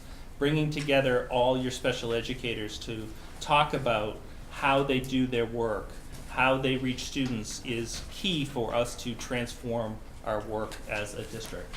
Prepare and anticipate the change and opportunities with 173. Align pre-K. Erin came and said that year 1 was observe, year 2 was a plan, year 3 is an align aspect. So going into FY20, we'll no longer have 5 different models within 6 different programs. And then we're gonna need to go, and part of this work that we're gonna be going on to next year is examining those school structure schedules and staffing models, not only for efficiencies, but for efficacy and for equity, because we know that some of those models are preventing access to a truly challenging curriculum. Social emotional engagement, 2.1 million. That number is much higher because it's including right now the portion of the 400,000. You can see that when we presented this to the board, one of the takeaways was, interesting, that's what we spend on social emotional. So that's the $400,000 investment that we just talked about, is in that number of 2.1 million. This one is adopt the social emotional skills and competency for all learners, expand the capacity and align, which is the recommendation that you just heard, and implement a multi-year strategy for social emotional engagement, which a task force is bringing to the ELT in the coming months. We have opportunities to learn. This is in our curriculum design and support. $4.3 million gets spent in this. Improve student readiness to learn through social emotional. You can see constantly the way that these green value is to align them, integrate them, and to cross-pollinate, ensure all students have equitable access to a challenging curriculum, and increase opportunity for student voice and community engagement around our instruction. Instructional excellence, train and time, $35 million gets invested in this in FY20. Maintain the collaborative Tuesdays, increase resources. Just for instance, on that collaborative Tuesday, if you take your total number here, divide that by the number of days, by the number of work hours contracted, and then bring it in, those Tuesdays over the course of the year are $1 million investment. So, they're not like the new, wait a minute, we gotta reconsider, we're gonna add $1 million into the budget. We're allocating $1 million worth of staff time to Collaborative Tuesdays. And it pays off with the research that we see and the way to transform and create teacher efficacy. But it's a major investment, and I think it should be one that you're proud of. We did that, we know that this is the way to change public ed, and we're investing not only time, but money to it. Further leverage the student data system. And then engage and inspired learners, voice and vision, 2.2 million spent on this. Support ongoing work in developing flexible pathways. Systems and structures will be re-examined and reflect increased choice and opportunities for students. Student voice is sought, encouraged, valued, and respected throughout the district. These are our efforts and what we're committing to going in through the continuous improvement plan. These are all in there. They're all part of the action statements. They're all part of the problem of the of our ideas statements, I guess they're called. And then finally, supporting equity through efficiency and effectiveness, about $17 million. Strengthen and align safety and security, an enormous investment being made in that area. Much of it one time, but a lot of ongoing work going in there. conduct long-range facility planning if the board chooses to go in that direction, provide transportation for all eligible residents, is included in the budget, and adopt state unified chart of accounts and administrative software. Those will be the big supporting equity issues that we have going forward. So again, what we wanted to lean into this budget development was last year we got to know ourselves, and this year we wanted to go through the lens of equity and make sure that we were following our investments through a place that we could be successful in building equity for all. Using that continuous improvement plan really leads to our new vision. So if these funds, we know that our vision, we're working towards our vision. So in the promise of merger, there's a whole series of things that the Red Study Committee came out and sort of brainstormed as far as what we should be able to see if our merger is really successful. I just want to focus in on this idea that this is from the study and is often quoted and many times sort of misunderstood, that it was believed that over a 5-year period, $1 million in savings could be realized, mostly by the consolidation of central office personnel. So that was the promise. There was no promise with regards to how tax rates would look and what other things, but this was the key promise. So to date, one-time savings, these were the ones that we came out of the gate with in FY18, eliminating the extra superintendent, the business manager, and the bookkeeper to the treasurer. We also had Westford savings from tuition that we would have seen go somewhere else, that those students were coming to Essex High School. Shared services or shared systems and working collaboratively. In FY19, these were here. These are all net, so if a position was eliminated, but those resources were being reapplied to a different position, you're only seeing the net, so we're not double counting in this situation. So these are the net that come down. The tuition savings continues. It's approximately 7 students, or about 33%, that were going to other schools. So that savings continues and is real. And then the audits, we realized a $44,000 savings from going from 5 to 1. In FY20 budget, we're looking to eliminate these positions as well as continue to have the Westford savings. So to date, going into the FY20, we've got a savings of $1.4 million. If we look at a cumulative and take effect that when we get rid of that position doesn't come back.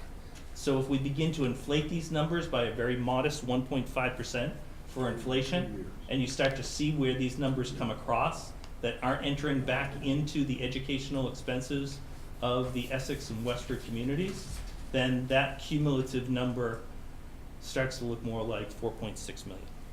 Now, there's an exhaustive list of things that we do just because we're incredibly creative and amazing with our financial management, that we could go up here, but I don't think that what we've tried to do is to try to talk about the sustainable savings that the Red Study put on the tracks with the merger of the districts. And these are the clearest, simplest, sustainable savings that we can talk about.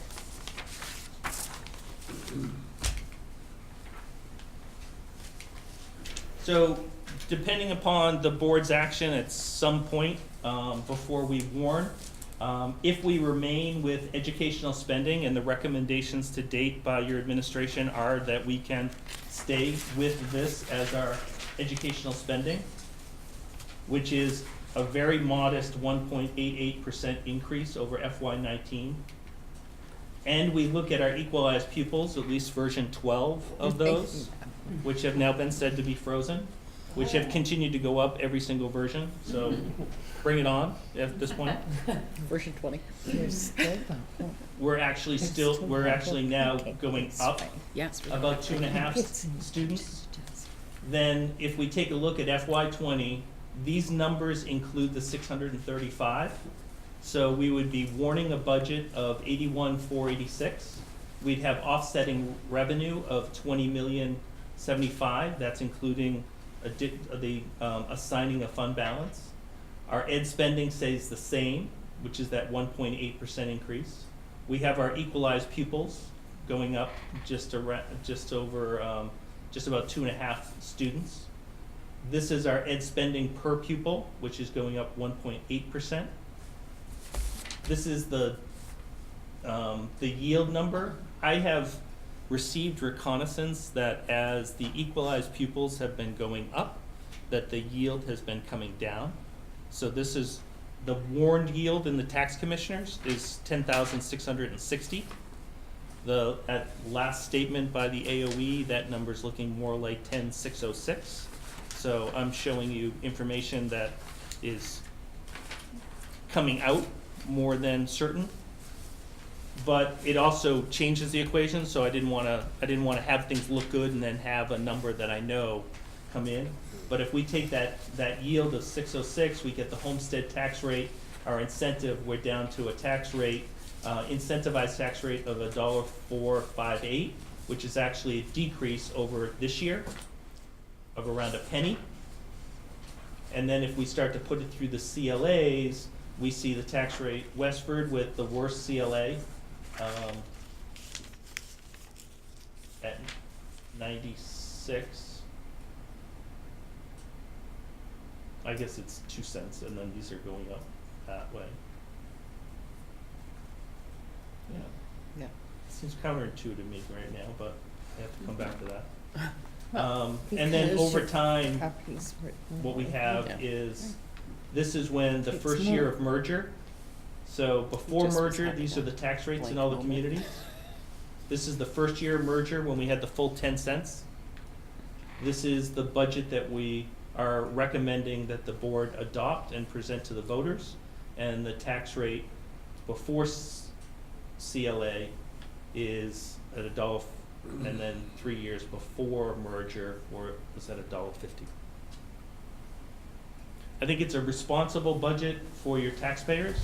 It's a responsible budget as your fiduciary, and I think more importantly is that it's a budget that through the equity lens is going to make traction towards the needed transformation of what we have, not the stewarding of what we've always had, but the courage to transform and become even better than great. Thanks, Brian. Okay, I'll take a couple comments and questions, and then we have we have quite a few more agenda items. So again, I would ask that you get further questions to me. So I have no idea who was first, Marla. Brian, did I hear you say that 635,000 is in that F20 number, 81,000? Yeah. Oh, okay, because when I was reading earlier in the report, it sounded like it hadn't been added in, and we'd have to be considering it separately. No. So that is the total with everything the principal Proposed tonight, Yeah. yes. Okay. The materials are presented as recommended, but not with the action that the board will take yet. So we can. It may And this change. proposal would have come to you last week if it wasn't a snowstorm, so that you would have had that more time. We did Right. look for a makeup date and Yeah. couldn't We couldn't figure that get out. enough. So I apologize for the snowstorm. It's always my fault when it snows. Okay, so the budget is up a little over 5%? 6. Yeah, the expense is 6.35. 6.35 with all in, including the 635 that you spoke about tonight. And the taxes are down about a penny. Right, and the educational spending, which is the number we have tried to get folks to focus on, because that's what drives tax rates. That's up 1.88%. Do we have any idea of what the state response would be when they look at the numbers? To what? To what? What do you mean? They're actually really eager to look at our numbers because they're seeing the numbers. So if you recall, 3.24 was the tax commissioner's estimate for what educational spending would go up. Right. On educational spending per equalized pupil was imagining that it would be about 4.1. So that was the tax commissioner's anticipation. what's coming out at the last VASBO meeting, the Vermont School Boards Association, is that those numbers coming into the state for town meeting budgets are coming in near 4 on educational spending, and near 4.5, 4 3/4 on the per pupil.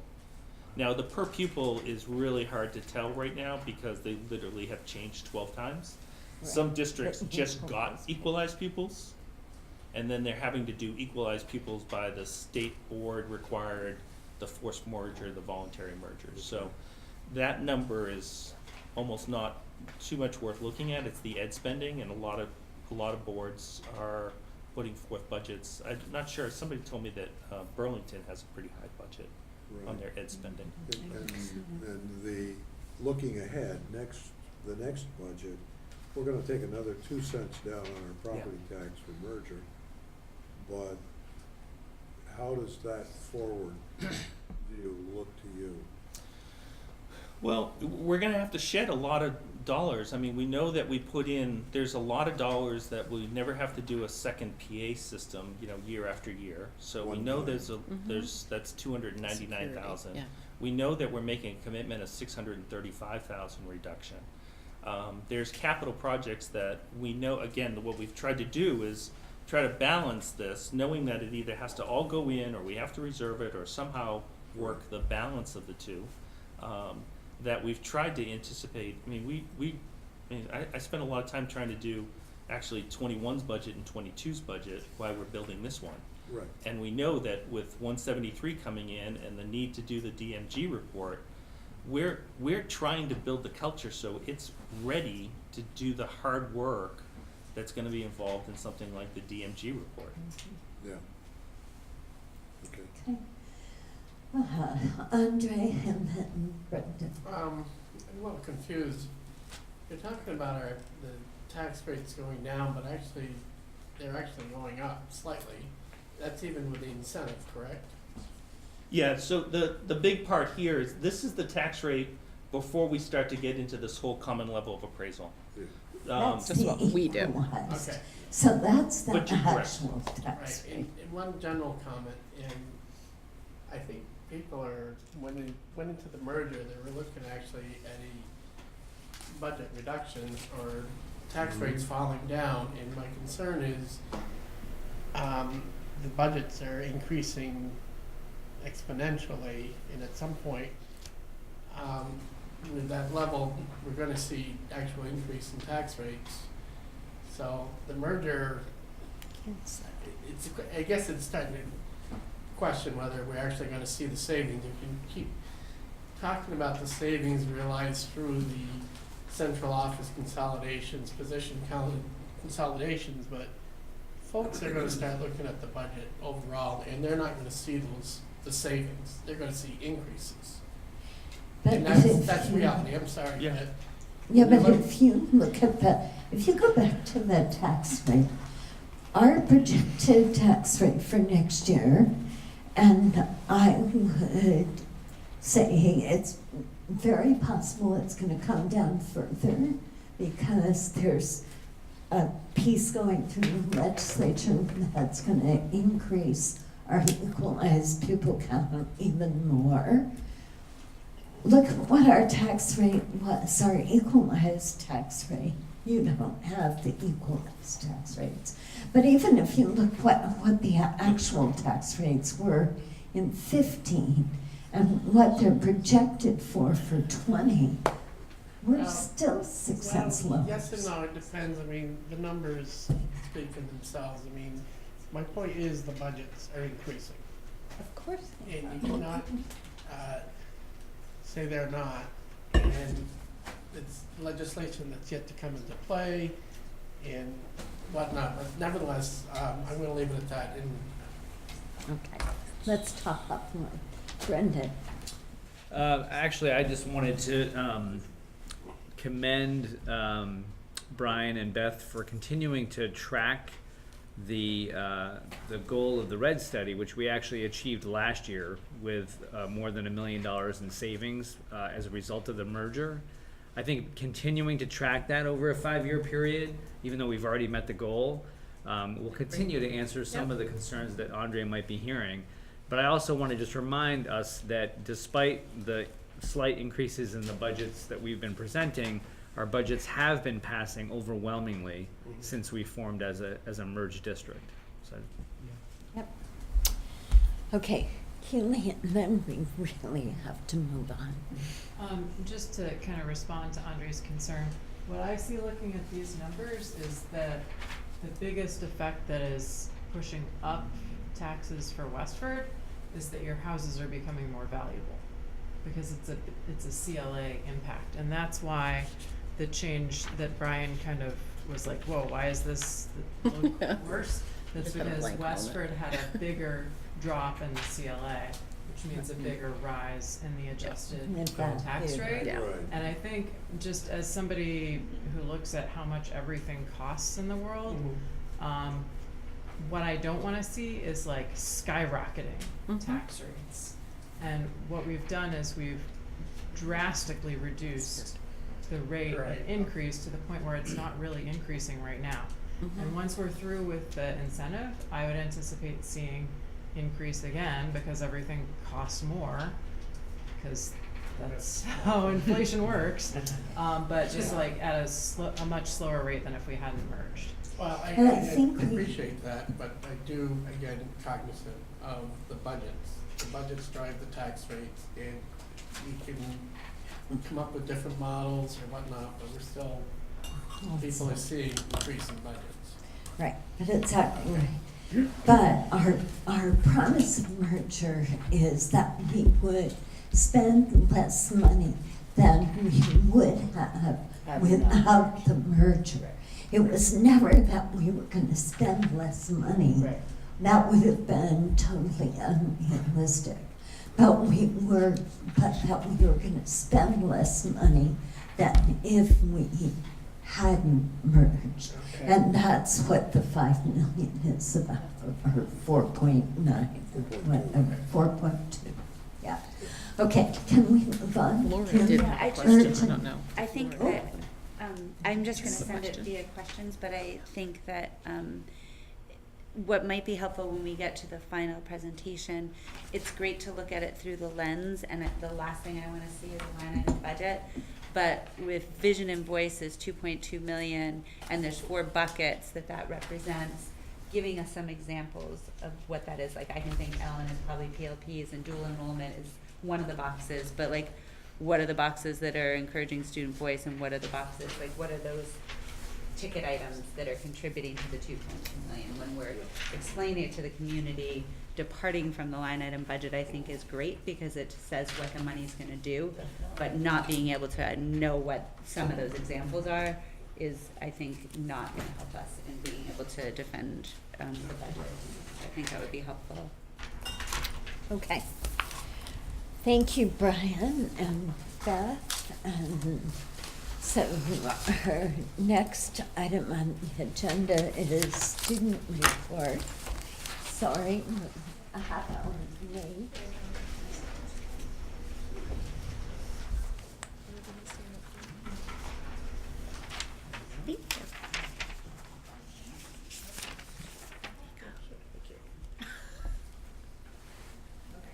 So we have like a lot of stuff to cover, but it's gonna be like pretty short. So the first thing on our report was visiting teams.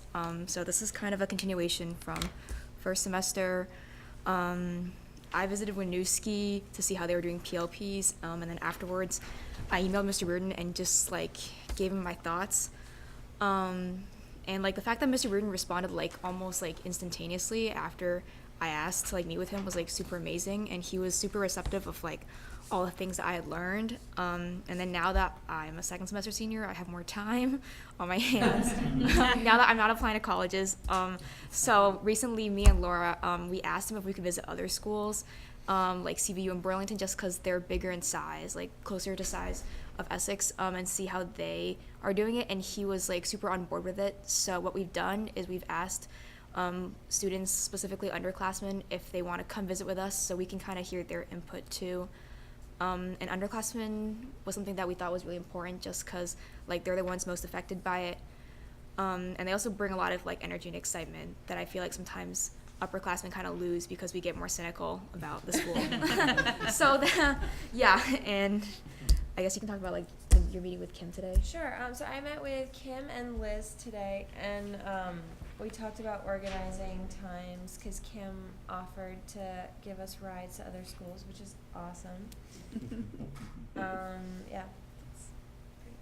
Yeah, so we're definitely going to work more on that. And then the next thing is gym credits for varsity sport involvement. So as you can tell, like recently, we met with, well, actually I wasn't there, but people like gave me a really good summary of what happened. So basically people in issues met with the gym teachers, and basically like we fixed our proposal, and they kind of were just like, no, we're not going to go through with this. And it was pretty frustrating, I think, for people who were there, just because like the arguments that they used didn't seem very logically sound. One of their arguments was that like if you can test out of like gym, doesn't that just kind of open up a Pandora's box for kind of like testing out of everything else? And like the thing is, like there already are ways that you can kind not like get out, but you can prove that you meet the proficiencies for other like classes. And like for me, like I'm in orchestra right now, but like not the in school, like during the school day. Like I do a before school one, and that counts. And their other argument was kind of like job security. And I know last time someone said like why did Student Gov only propose this for varsity sports? And I got like a solid answer, and that's because at like in the fall, or I think the previous year, the gym teachers had said that like they don't really want it to be open to everyone, just because that might open up the potentials for like people to lose their jobs. So that's why we did just varsity athletes, to kind of like assure them that. So yeah, I guess it is kind of frustrating that we are kind of like in this stalemate, but I really appreciate Beth's effort to like talk to Mr. Reardon about this and see what else can be done, just because this was an issue before I was a freshman. So yeah, it's been going on for a few years. And then the next thing is open campus. So as you can see, like as I wrote, I talked to Drew a little bit, and it says that he's currently waiting on Beth's approval. And I talked to her like before this meeting, and she said that she's gonna talk to Mr. Reardon about it. So yeah, stuff is gonna happen with that. And then I also did talk a little bit on the paper about some of the consequences of abusing the privileges, because that was something that kind of came up in the beginning, was like, what if people just use this as a chance to skip class and like vape or something? So that was with that. Do you have anything to add about these two? Not about those two. Okay, cool. Okay, and then the other one was, well, the next one is visiting Westford and other schools. So the day that Laura and I had chose to go, there was actually a snow day, so that it didn't happen. Yeah, and now that we have a ride from Kim, we can work on going there.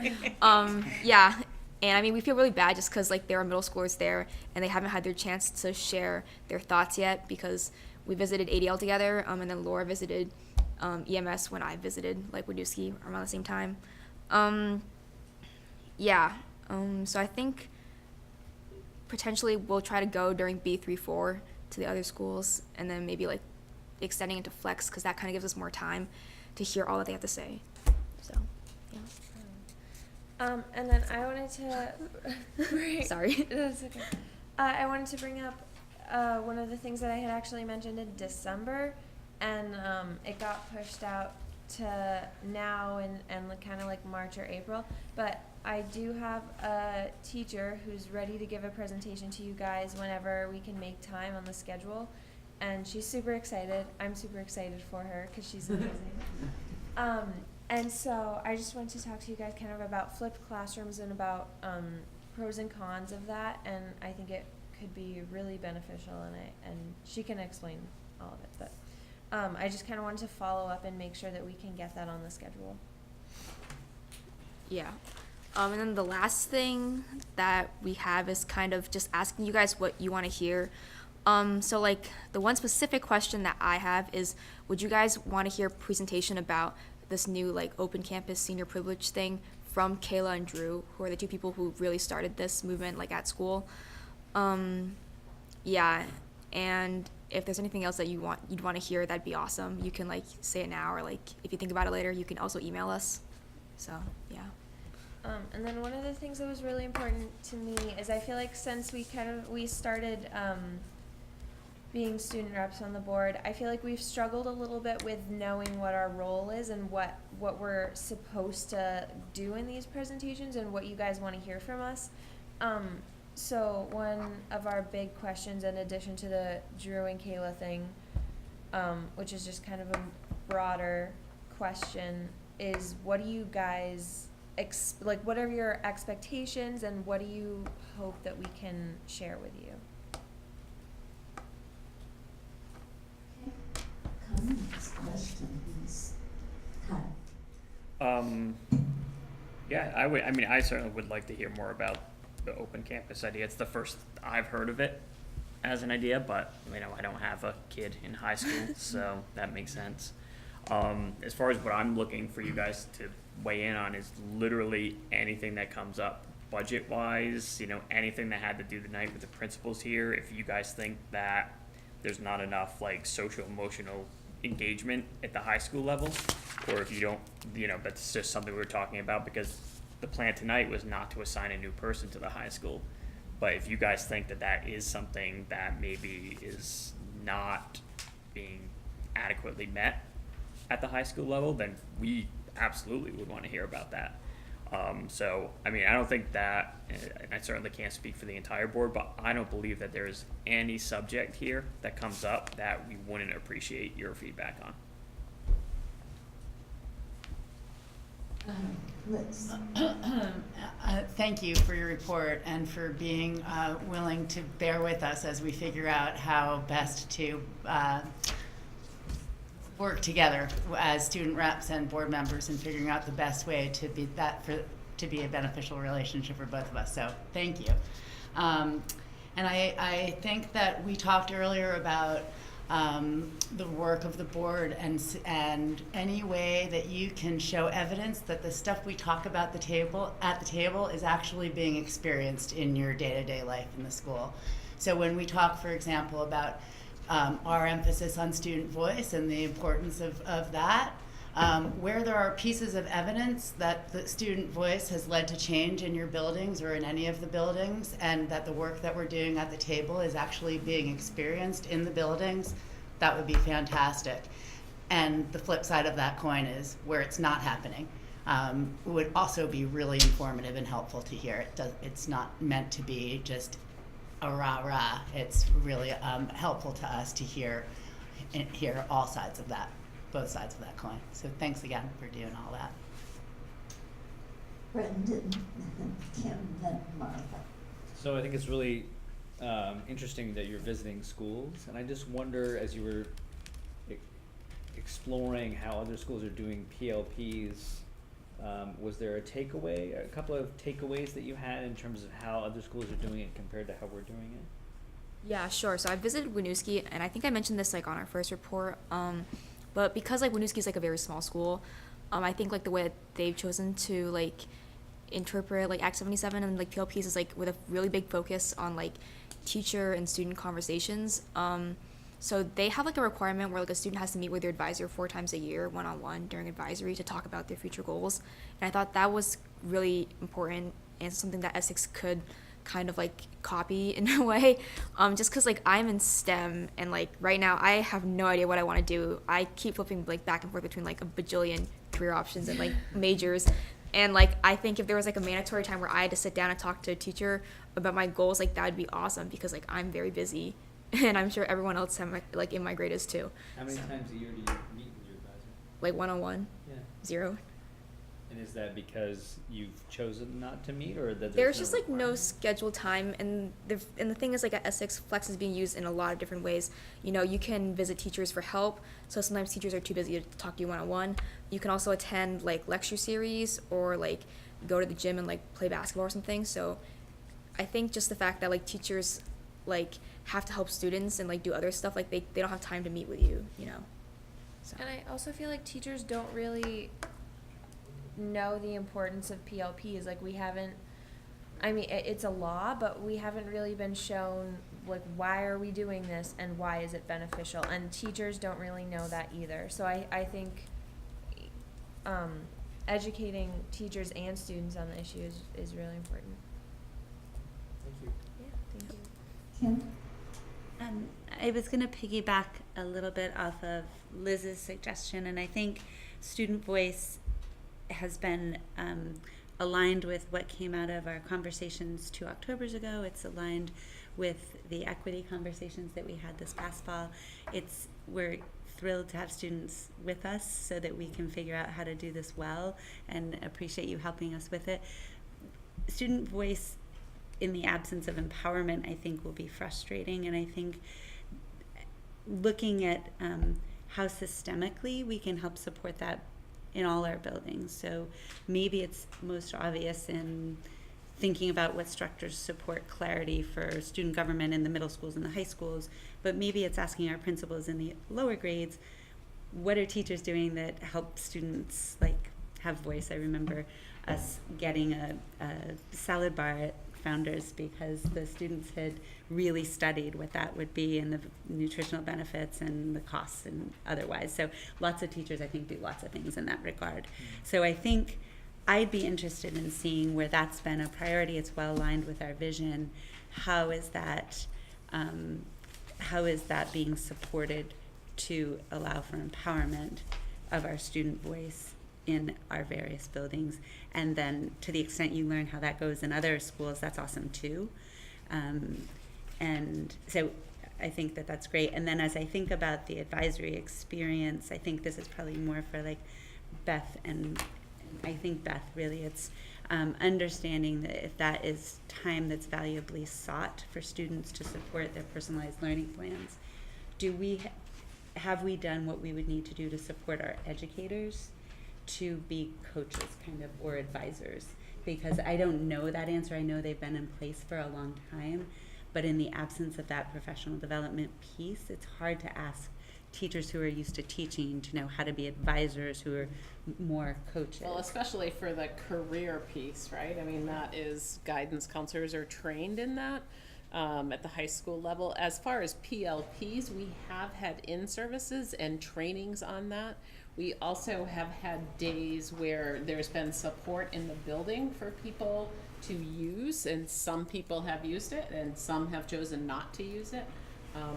We continue to work with that. I think that, I guess I just feel like they've been around long enough that equity for students is to make sure that that experience isn't so variable, and that time and space is respected and not sitting on a hall as an advisory.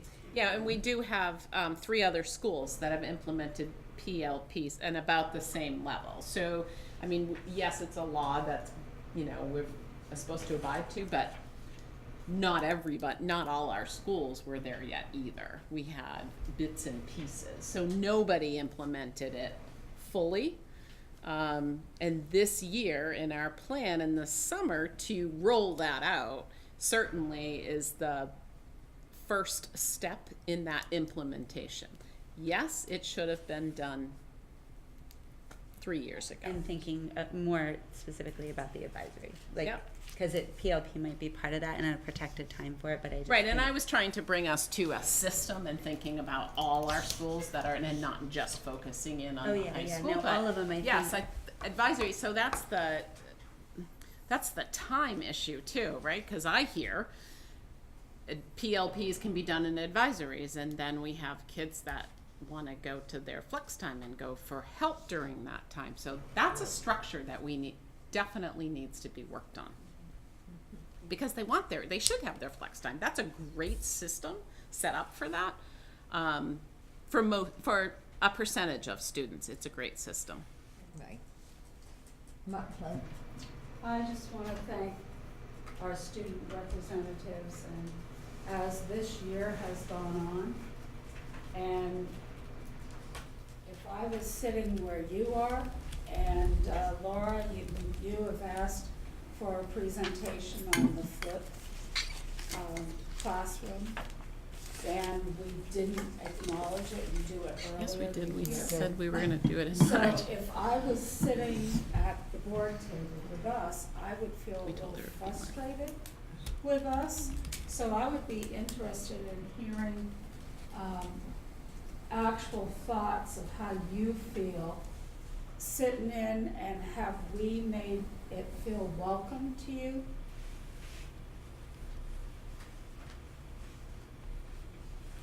No pressure. Maybe you, because Okay. yeah.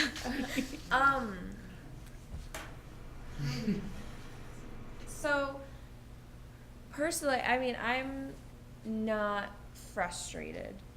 I feel like that's really Wrong important. word. Like, I'm not frustrated with you guys. I know that all of your schedules are incredibly busy. I mean, everybody's is.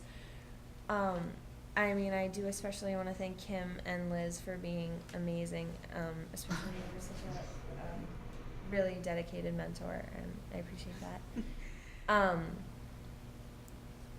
And no, I knew, I feel like at the beginning when I first brought up flipped classrooms, they had said that was gonna be like in March, February, and so I was expecting that, and then I was just kind of bringing it up again, like more specifically, just I knew that it was gonna be in this area, just wondering like what meeting. So I don't feel frustrated. I was just kind of wondering, you know, hey, what's up? We had talked about bringing it into a larger picture of what else is engaging and inspiring for Yeah, students. exactly. And how do we do that? Yeah. So that's right, instructional strategies, and flipped classroom is one. Yeah. So what else is there? Yeah. So, and that's why we put it at that point. So, Grace, did you have a comment? About this. About feeling frustrated or comfortable or not comfortable? I feel comfortable. I like you guys. You're all really We like you too, Laura.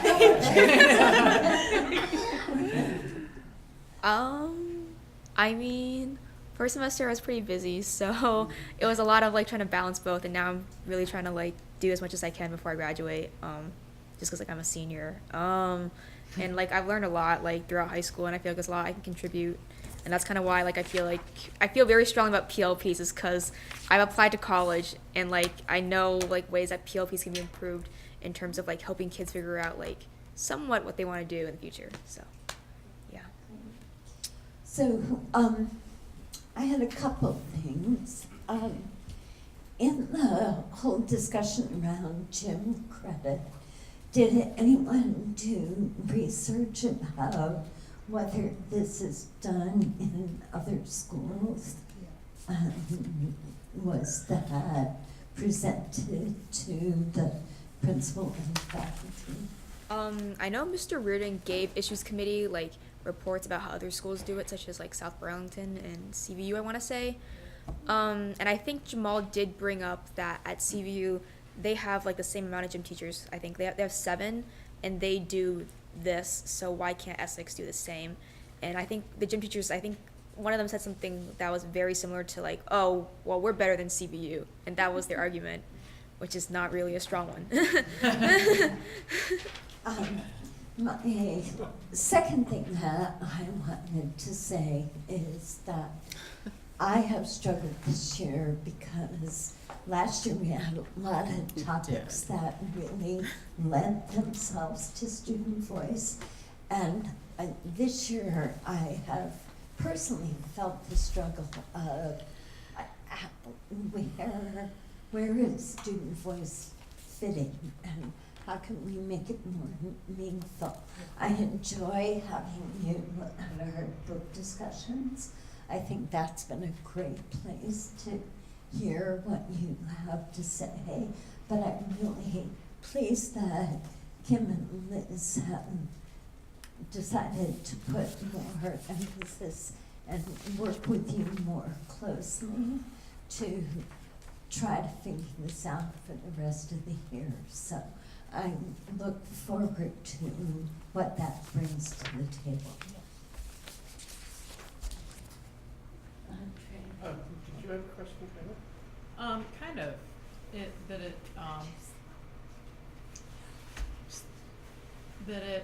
It ties into the question of sort of what is the role of students on the board. because I feel like there's ways in which I'm still learning about board roles as somebody who's only been doing this for a couple of years. So it's kind of, when I go into my kid's school, I have to be careful to be like, I'm not wearing my board member hat. You know, I wouldn't feel comfortable inviting my son's favorite teacher to come present to the board, because I feel like that's overstepping my role as an individual board member, and it has to come through the administration. But it could be that we decide that there is more room for the students who aren't voting members of the board to have those individual sort of representative interactions. But we should probably clarify that, because I'm here going like, oh, we're inviting one teacher from one student, like, should we be doing that? But maybe it's okay because you guys don't vote on things.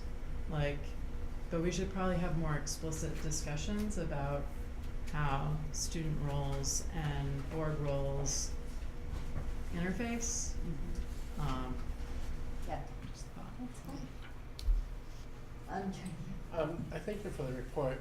I enjoyed reading it. I do have questions on the gym credit. It's centering around varsity participation only, but recognizing that there's not everyone makes varsity.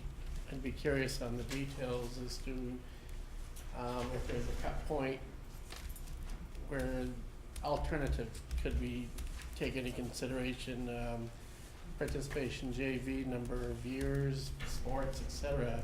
Because I have some concern, because we're talking about equity throughout this whole district, and if you're elevating one segment above the others for participation where others That's a good point. don't have that choice, then I don't see that the equity is there. And That's a good point. Kim? We finally did a little bit of a roles and responsibilities conversation. And so among the things I hope both Grace and Laurel help us with is thinking about what our new student board member orientation looks like, so that it's helpful. And we're committed to working on that together and refining our process even for selection of the next sophomore that would be a junior.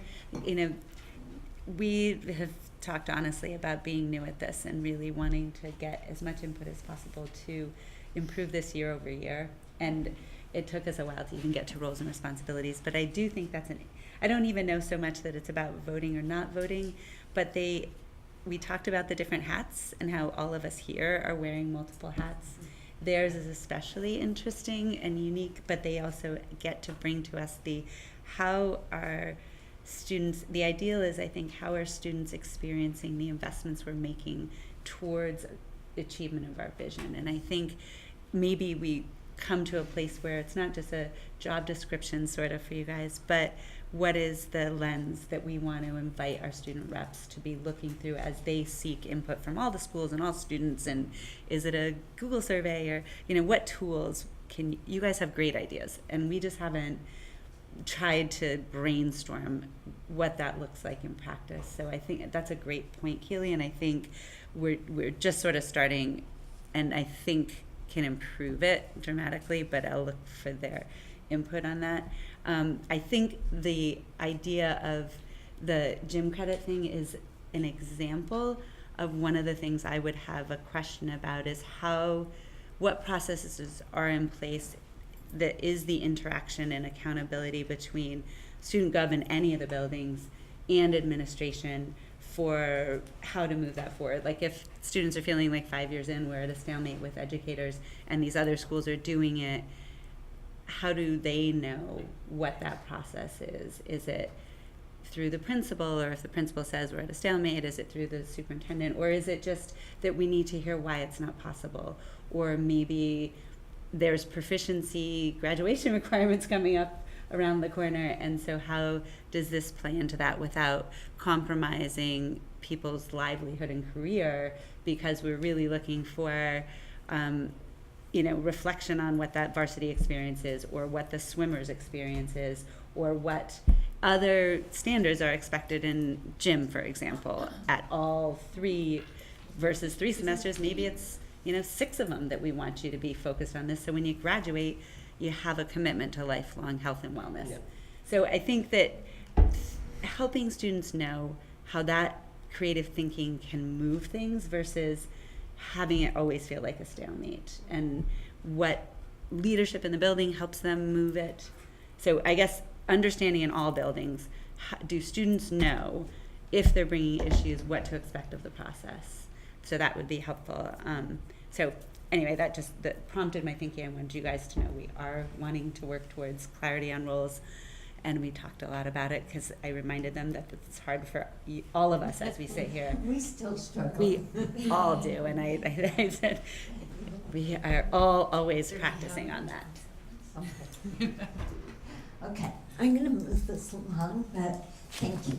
That's great, and I look forward to where this conversation goes. Okay, transportation update.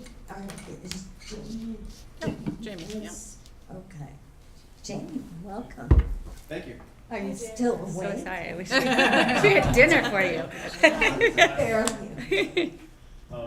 Snacks. I'll just begin by saying, I wish I had a rosier picture to paint for everybody.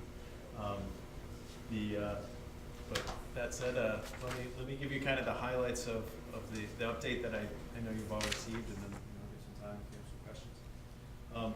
So we currently, where are we at? Who's in the pipeline? We currently have 2 permitted applicants who are moving through training right now. We have looked at some contingency models to reduce the number of drivers. Would it be better if I hit up my? No, you're on. Okay. We've looked at contingency models to step down from kind of the 6 drivers that we had talked about to move down to 3. Like, can we put service on the road for the village with 3? And we think we have a model that could work for that. So those have gone out to our contractor. Those were developed with our contractor. They've gone to them. We're waiting for kind of some field reports on those right now. Viability of maneuvering and real-time trials where, we've asked them, put the bus on the road at the time that they're going to be transporting students. Does it work? We're waiting for some feedback there. And then, we would still need a 3rd operator to begin operating. There's an update to kind of that anticipated timeline. We've had one of our current drivers who's had a health situation that looks like it's going to put them out for up to 3 months.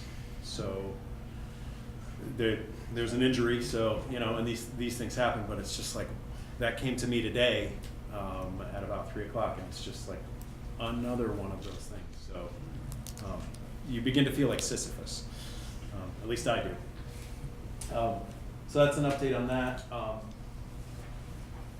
The only other 2 pieces that I want to highlight, just to give folks time if they want to, for questions. So we did have a meeting today with Green Mountain Transit, that is formerly CCTA, the Public Transportation Organization. They have put forth a plan to eliminate some service on the number 4 Essex Center route, to basically, it wouldn't be until the close of this school year, but to eliminate service beyond the Essex outlets. So all of Sand Hill and River Road, which we currently use to serve high school students. So they have a plan to do that. We have asked them if it's possible to look at, we're trying to turn this into an opportunity. So we're looking at maybe moving away from a total public transportation model like they have with the 4, maybe putting some neighborhood special service on the street, similar to what they do for the city of Burlington. So that's a piece that there's some ongoing discussion about that. We're actually going to meet with them again on Thursday to talk about some possibilities there. So we're trying to take something that's a potential threat and turn it into an opportunity. The piece that goes with that is, I'm going to ask for everything I can. I've asked them, hey, what about putting 3 routes on the road for the village to serve, our youngest students in the village? So that's an ask we've put out there, and we'll see where that goes.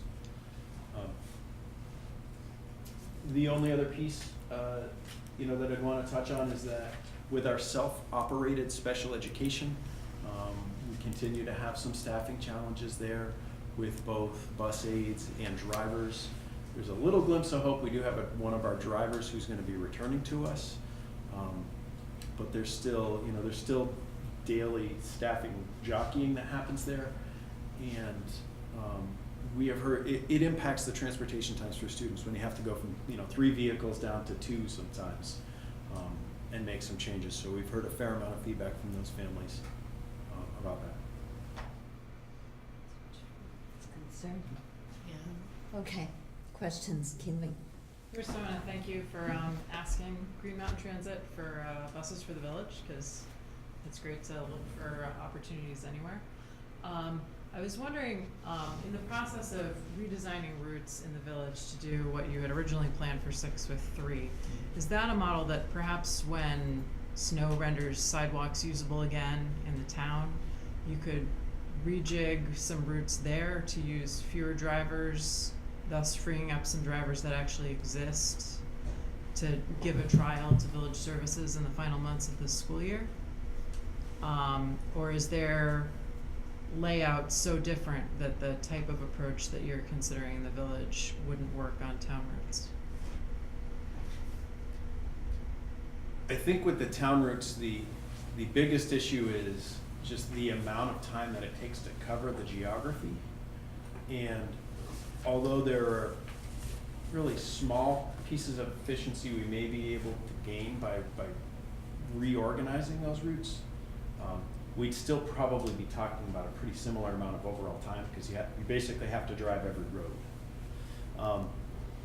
I would be concerned, the most feedback that we've gotten from families is anytime that we make a change, when we changed routes at the beginning of the year, and then when we made a minor adjustment in October, we had a huge amount of feedback because people set their schedules, they set their plans, and then anytime you change that, it just throws all of that into upheaval for them.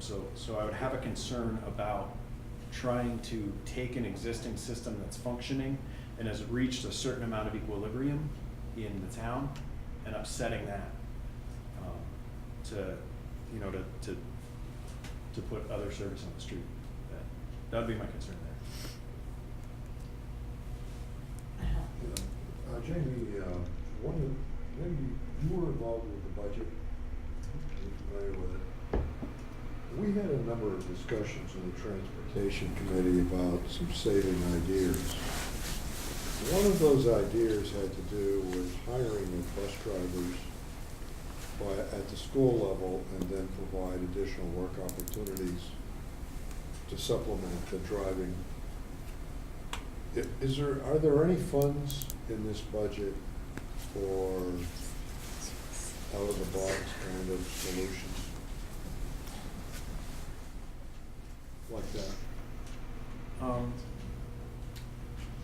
I wouldn't say per se, no, but I know on a daily basis I continue to look for positions, and it's a little.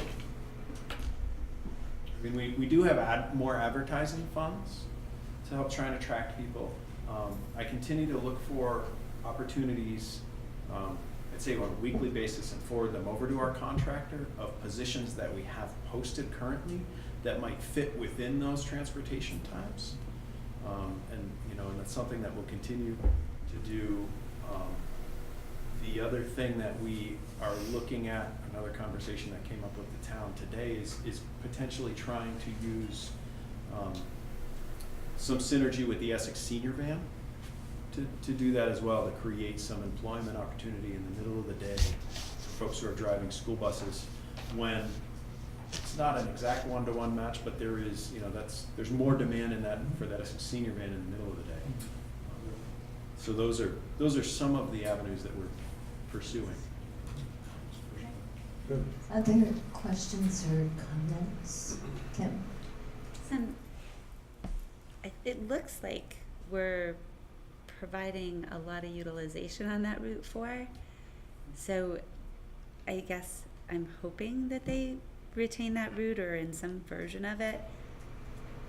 It seems like we might I don't know what their volume is, but we're providing a pretty substantial amount of volume daily. Or is that not, as I look at these numbers, substantial to them? Or substantial enough to them? It's, Okay, yes. for us, it's almost a bus at 53. It's Okay. it is a spike of, I think it's a 60% increase for them. Okay. But even at that number, it doesn't meet their threshold as a productive route for riders per revenue hour. And do we, as you think about that conversation, and you would know, I'm sure, better than anybody, like, can we contract with that for the price that we would pay for a bus? Like, you know, There's a I imagine considerable versus amount right of, now we pay like per ride, right, or something, so maybe there's a lot of options that open up. I mean, we were the very first, we were invited by our municipal partners to join what was a meeting with Essex to talk, and they were the first community to be talked to with Green Mountain Transit. So it was a great opportunity for us to be right there and hear their plans that would ultimately potentially free up rolling inventory and drivers. So they need to get more efficient. They're about $1 million at deficit right now, so they need to get more efficient. But us going out, one of the things that has never been available is, as we've approached them about service, they don't carry extra rolling vehicles and drivers just to have around. You know, they need to be productive in revenue hours. So this is like a brand new opportunity in which we're like in there in the first minute to say, okay, that stinks and that definitely is an impact to us, but what are the opportunities from it? And that's what we're following up on Thursday, is that there may be first time opportunities with Green Mountain Transit that could be within the same cost. I mean, again, there's a lot of complexity with this because we have to do it with our municipal partners. Green Mountain Transit has to work through a process in which the municipalities are funding the core. So, but everyone's at the table, everyone's really eager, and we're trying to wring it out from, like, that's great, what's even better to bring value to citizens and to bring transportation for our students. And Jamie, with the relationship that you have from previous employment, I mean, I think that's really beneficial to us to be at the table, and yeah, thank you. Well, the whole trend has to change sometime. It'd be nice if we got some good news at some point. Kim? And probably not for Jamie, and sort of follow up to the email I had sent, and don't expect an answer to tonight, but when I had asked from the previous meeting about the start and stop time and just articulating the reasoning, I think it would be helpful to pull that information together, and just the response that Beth provided some sort of detail to why the high school can't change because of CTE, and if the high school can't change, how early would our little kids have to start if we can't move the high school? So I think if we could hear comprehensively the why, so that can be put to rest as a board, would be helpful, because as a sustainability issue, we can't seem to make drivers magically appear, and we can't prevent them from getting injured and no longer be available to us, and we can't seem to meet the needs of even what was previous in terms of our special ed situation, and it just is a problem that we continue to struggle with. So knowing what this looks like in a year we can't make changes to start and stop time, and knowing what it could look like to envision a more sustainable future when we get to a differential that allows for more hours for the drivers, you know, 2 routes being run, I just, that forward thinking and articulation of that would be really helpful, because otherwise we are feeling like you sadly have to keep giving us the same report of 2 drivers that aren't through yet, and they're not magically, you know, multiplying. Could that do, you know? So I think that it would be helpful to have that put in perspective and let us move from there. So, Patrick? Actually, I have 2 questions, Jamie, for the first one. Do you know roughly how many high school students that change would impact, stopping at the center and not looping around Sand Hill? who currently use that now? Not off the top of my head, if I had to ballpark. Laura, no. I take that bus. I would say, like, Okay. 20 or 30 kids ride it. It has a lot of people on that bus. Right. And some of them get off the before. loop that would become off. Is that the whole thing? I mean, a lot of them get off of, like, outside of the outlet. I would say, like, you would probably, like, 20 kids, 15, 20 kids. The ridership number on the back of the status update says on the number 4, daily, there are, it's approximately, well, for the last 2 months, December and January, 41 one-way trips per school day. So that's, divide that by 2 for a student, because a one-way trip is 2. So approximately 20 students are riding. I think potential the students that live within the catchment area, so the half-mile corridor, I think there's about the number 170 sticks in my brain of students that live in that corridor of that number 4. So, we're seeing, the math is escaping me, but it seems like the utilization rate's about the same as the yellow school bus rate for the high school that we're seeing in the rest of the district, which is, 15%-ish. Right. So. Yeah, I just wanted a ballpark answer. And the second, Kim, you mentioned it. You mentioned an email. Is this one that I missed? No. I had, when we finished up before, there was send your questions if you have them, and Beth had responded to me with good detail, and it just seemed to be information that would be beneficial for us all to have in the context of our responsibility for resourcing and support of our transportation policy. And, the challenges with that around start and stop time keep coming up. And, there's probably evidence that would tell us that we run the risk of losing this many CTE kids if we change it because we aren't ready with our partners. And our high school kids, this many high school kids couldn't participate in the joint program if we change a high school start without changing CTE. Right. So I understand. I think that has not been articulated in a comprehensive way to be able to put it to rest. I think that we've gotten it in pieces as we've asked the questions, and I think the email response to me had a lot of information in it in that vein. So I just think because we keep coming up with that, why can't we? Right. I mean, I guess just to get some clarity is that, certainly while I know that, you send emails and they get answered. I mean, I at least, and I know that other board members at this table have asked that question to be brought up at meetings basically since we heard about it. So the fact that you got a specific detailed response and maybe the rest of us are still sort of waiting to hear why this is happening, by sitting on the RAB, I would argue that I have, a decent amount of knowledge about the reactions of the other schools when we brought up the changing of start times. But I really think that we need to, especially if we're losing more routes with the public transportation, is that we really need administration very quickly now to tell us why that change is not happening. Because we as a district kind of keep looking incredibly foolish when we're saying not this year but next, and the next year comes around and it's not this year but next.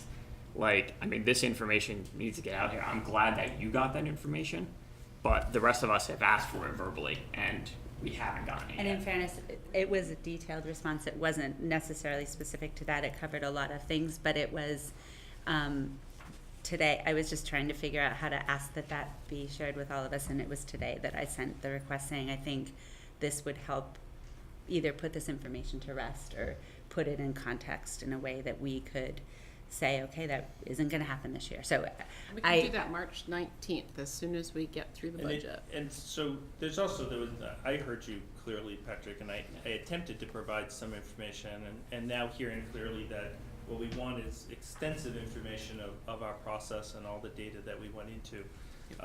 And we can provide that, and hopefully this was somewhat informative. I received no feedback about it and no additional questions about it.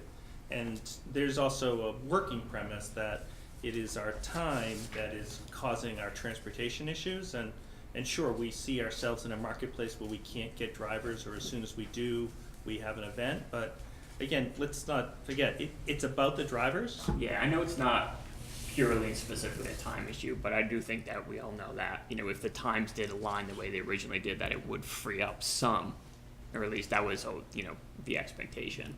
So. Then you have to assume that people are willing to drive more hours. Yeah, but I think we're to the point where we need to, begin making, assumptions like that, because right now what we're doing isn't working. So.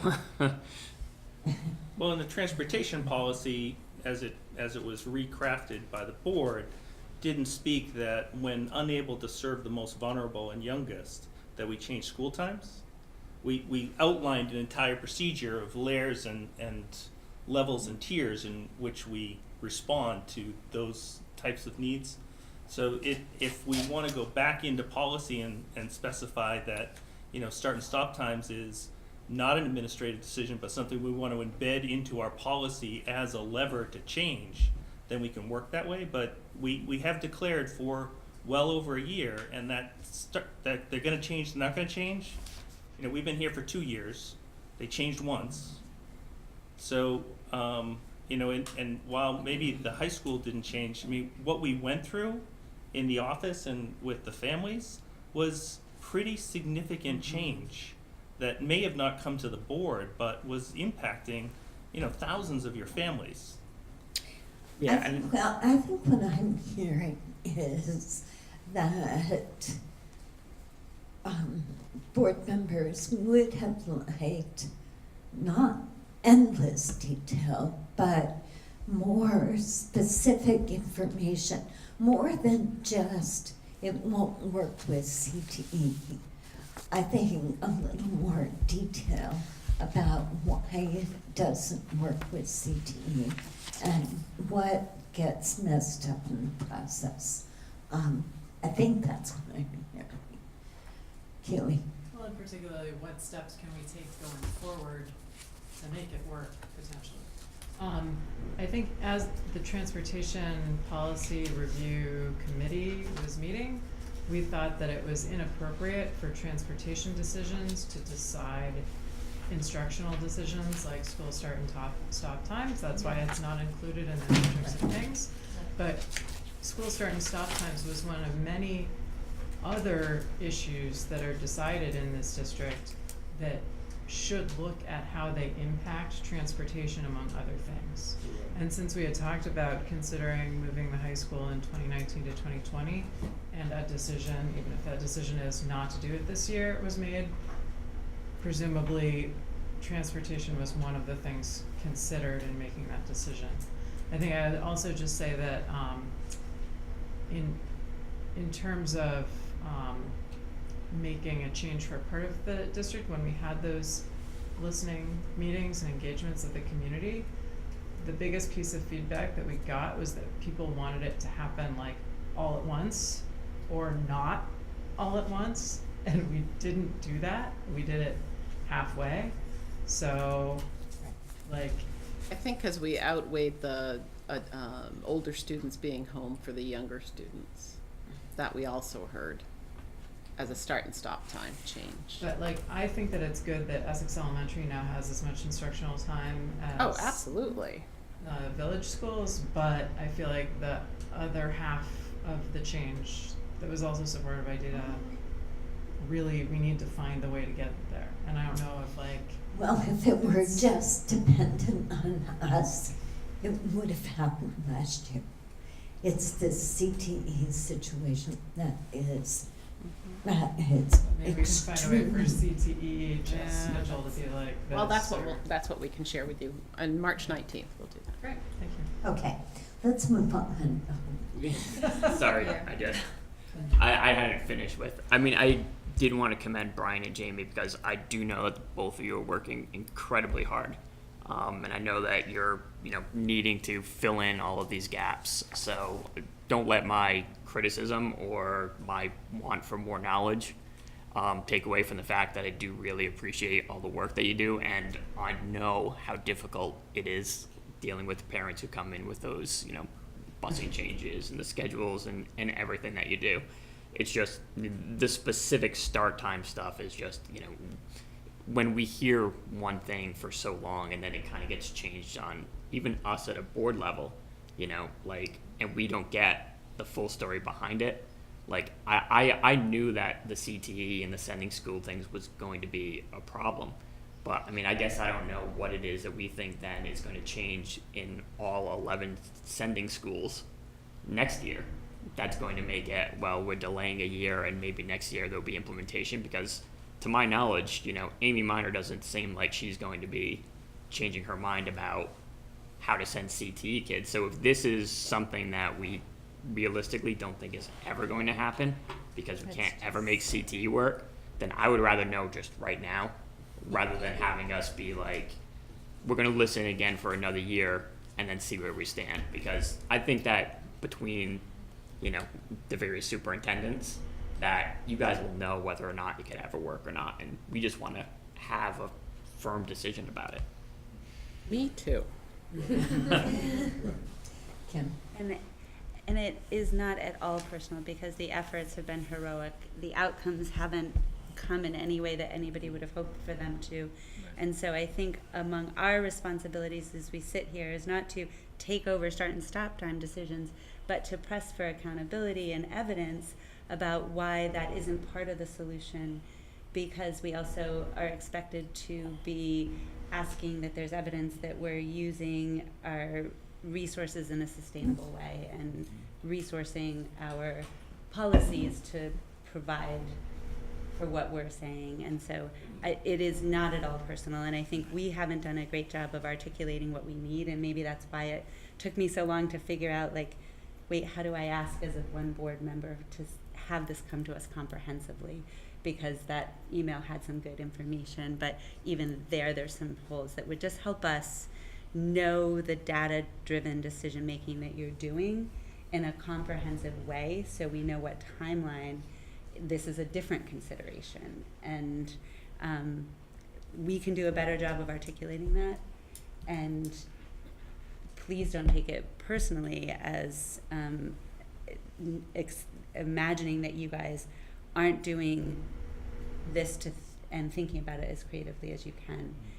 But sometimes seeing the forest for the trees when you're deep in it, and knowing this level questions that we need to be able to defend in terms of sustainable use of our resources, we need to come back to that sometimes and say, can you tell us again what the evidence is to support this in lieu of doing something different?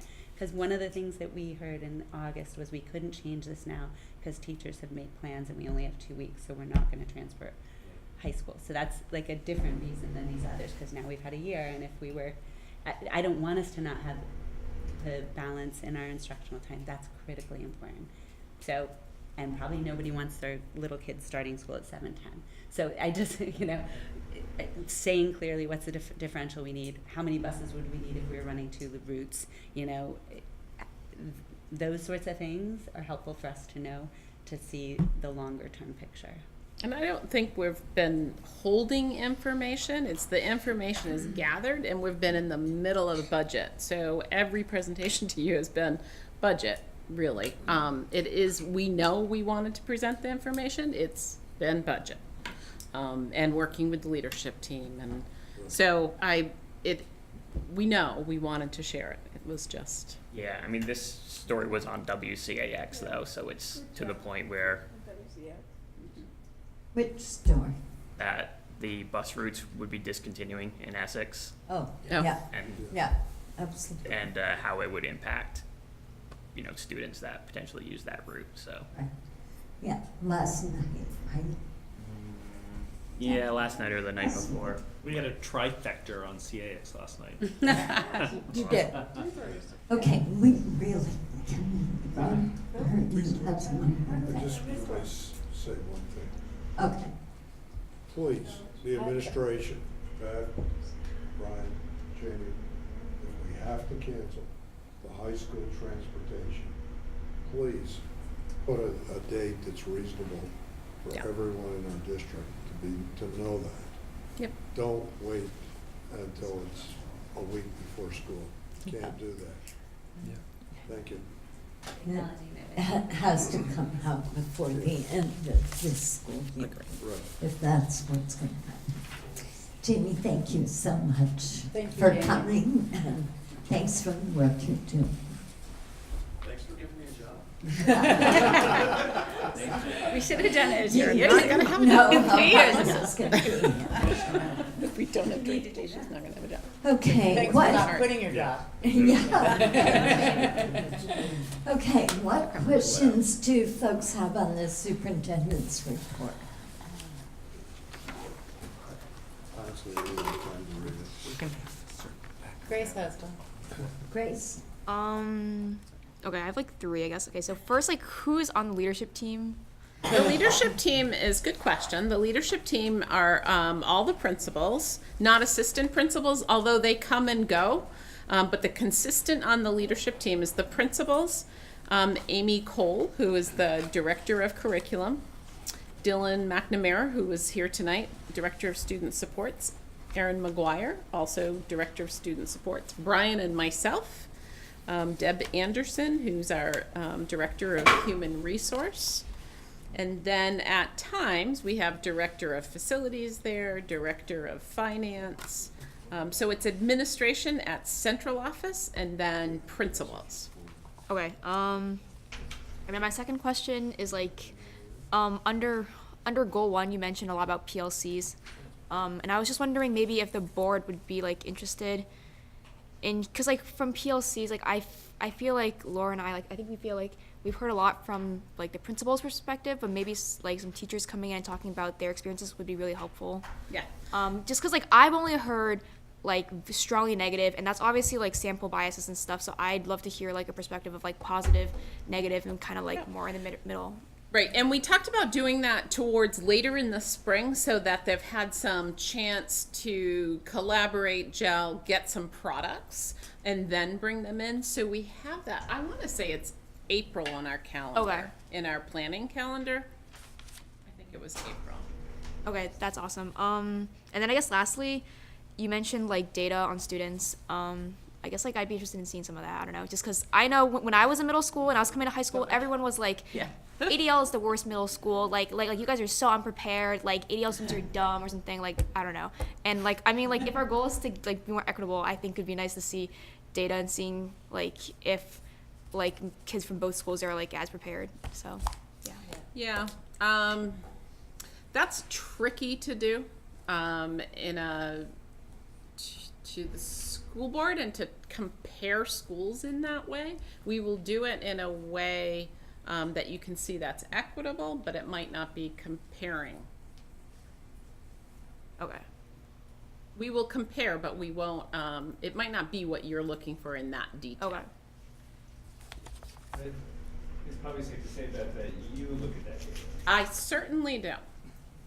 And the leadership team does. And that's that data that we're starting to do. I meet with Amy Cole and Erin and Dylan from Student Supports on a weekly basis on Mondays.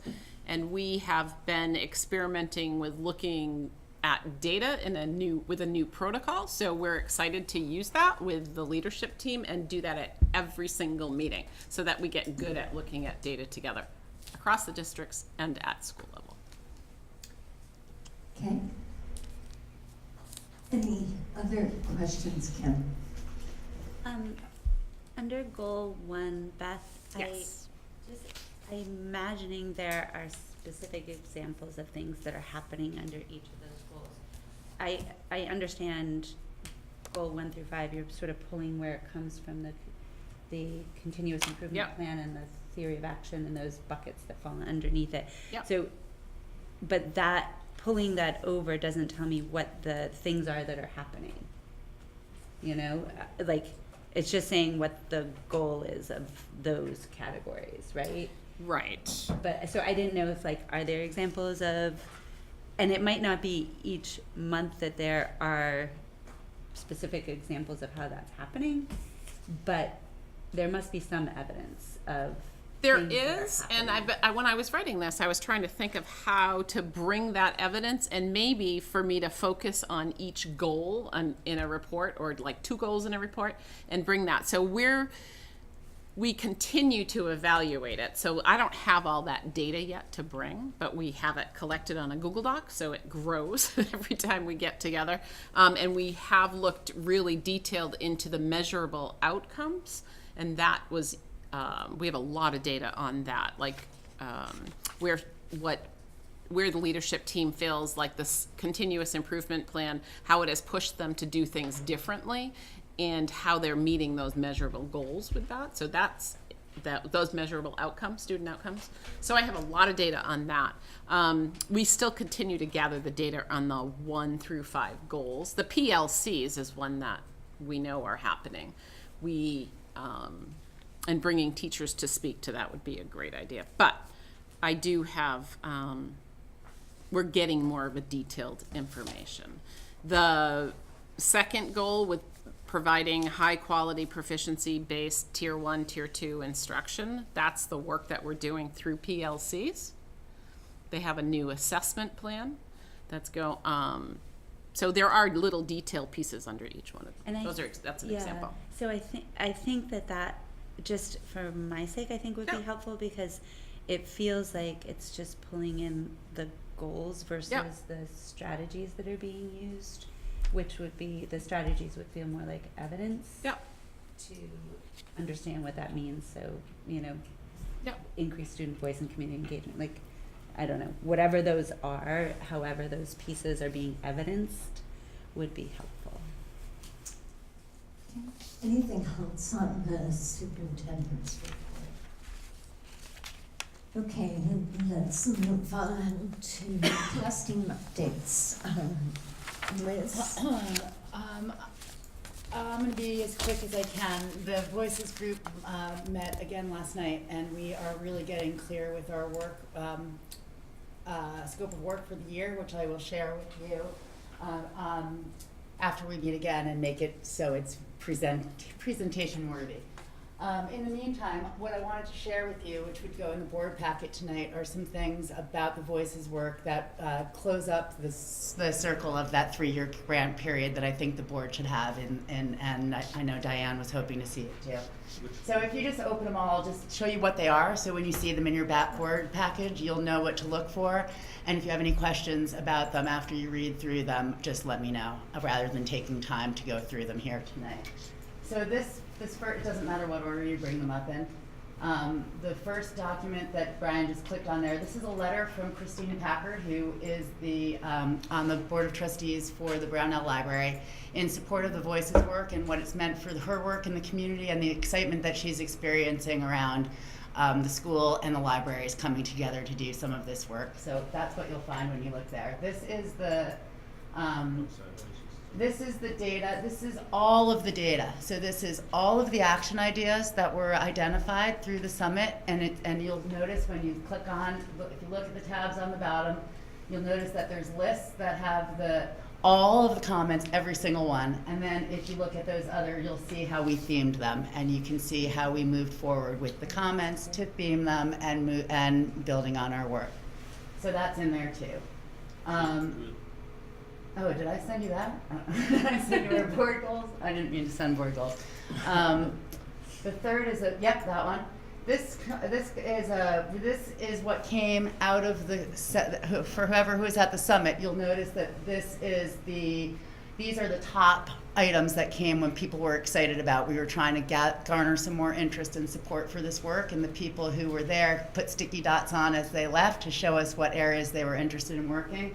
So when you look through this, you'll see what we did was theme it, talked about how we could be effective as a group, and identified groups that we could reach out to carry this work forward. So that's what you'll see in that document.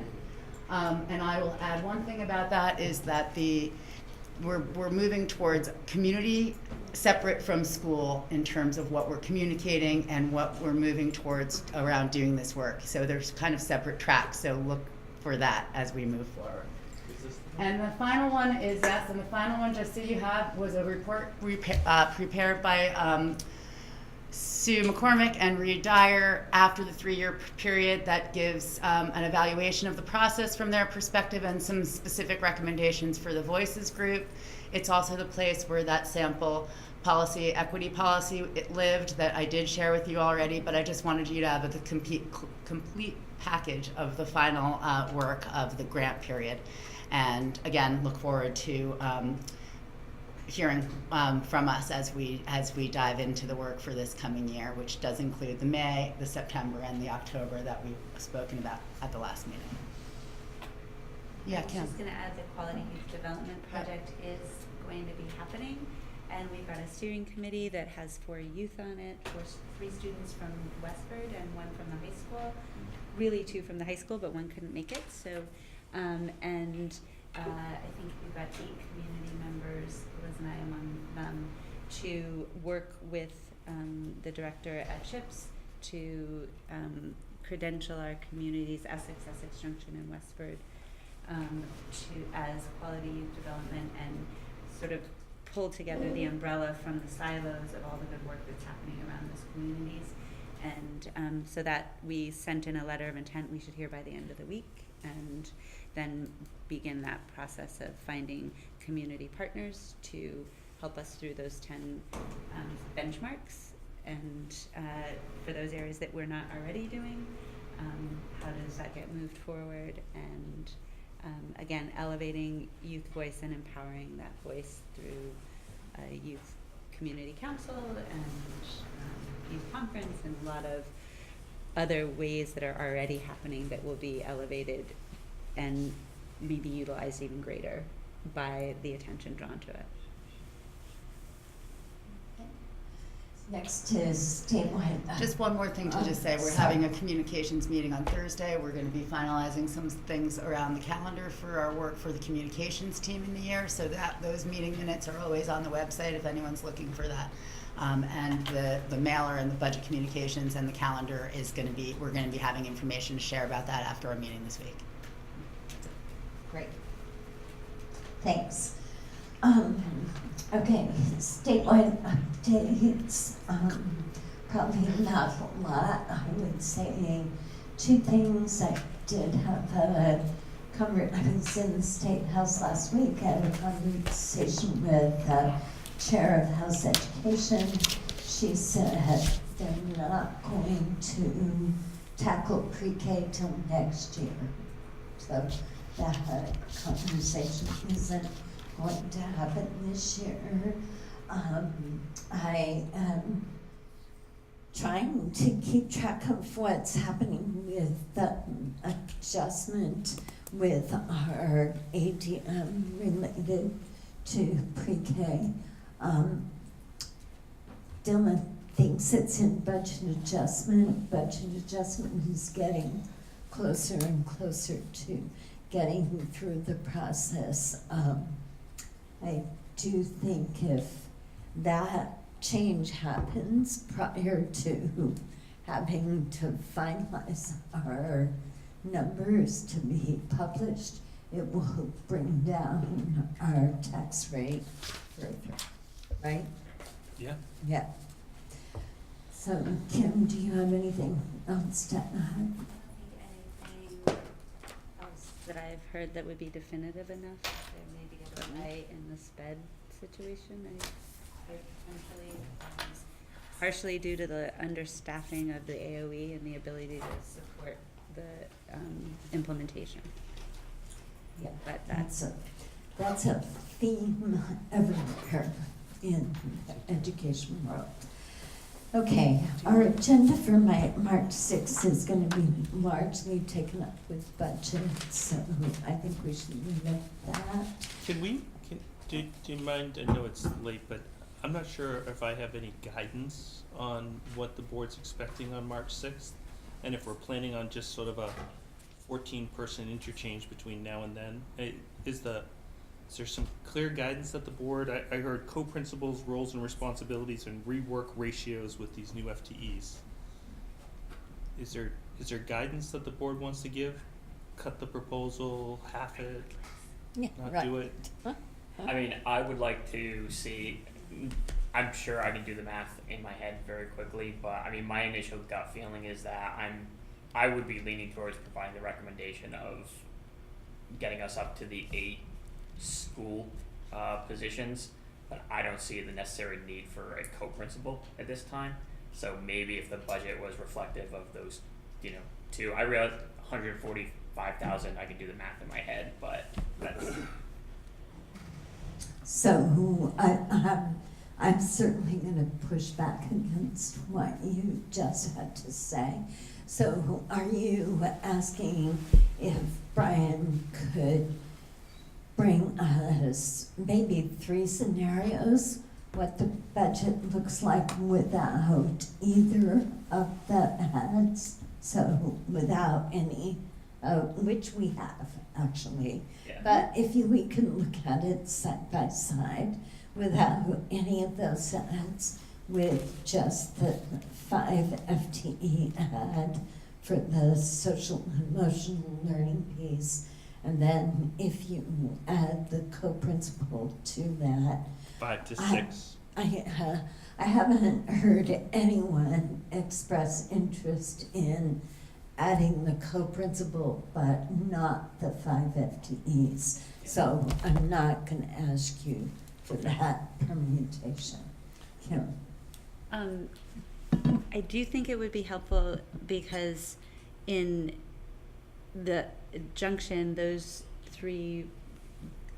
same number of grades is serviced by 3 principals. So while I'm not appreciating not understanding how that co-principal, like better articulation of what is expected of how that would be used with accountability and otherwise, I can appreciate the numbers as we had looked at them 3 cycles ago are glaringly disproportionate. And so that inventory of how our structures are being serviced in administration in our buildings would be really helpful to have, because I continue to sort of question the rehiring of a position and not really understanding how are those purposes being served in those buildings when the size at EMS is so large, and why doesn't Kevin think he needs another person?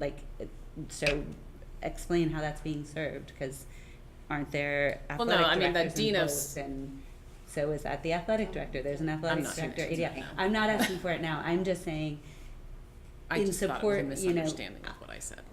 we got to figure out something that makes sense for those K-5 situation where you've got 800 kids, and you got to, I think, give us some information about how that similar purpose is being served in the comparably sized middle schools.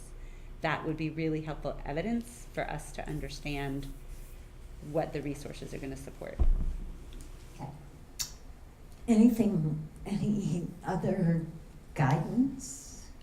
So when I look at 5, do I move the remaining fund balance that wouldn't be offsetting to the 6? Does that go into reducing the taxes? Does the board want to? My preference is that it be held for a fund balance to carry You over. can't. Okay. You can't. You can't. Reserved potentially. Reserved. Okay. Reserved. By voter. But it I'm has still Okay. concerned about the 2 cents and the Yeah. increasing budget. But you can't reserve for nothing.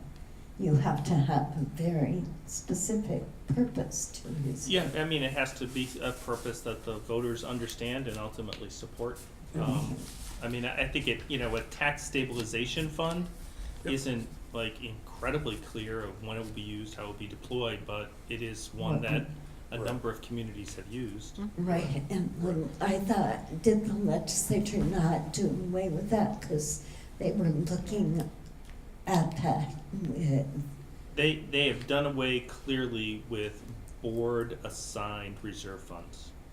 Right. So if you go to the voters and the voters Okay. take action, then the legislature Then has you stepped back stop. and said that that is. You can do that.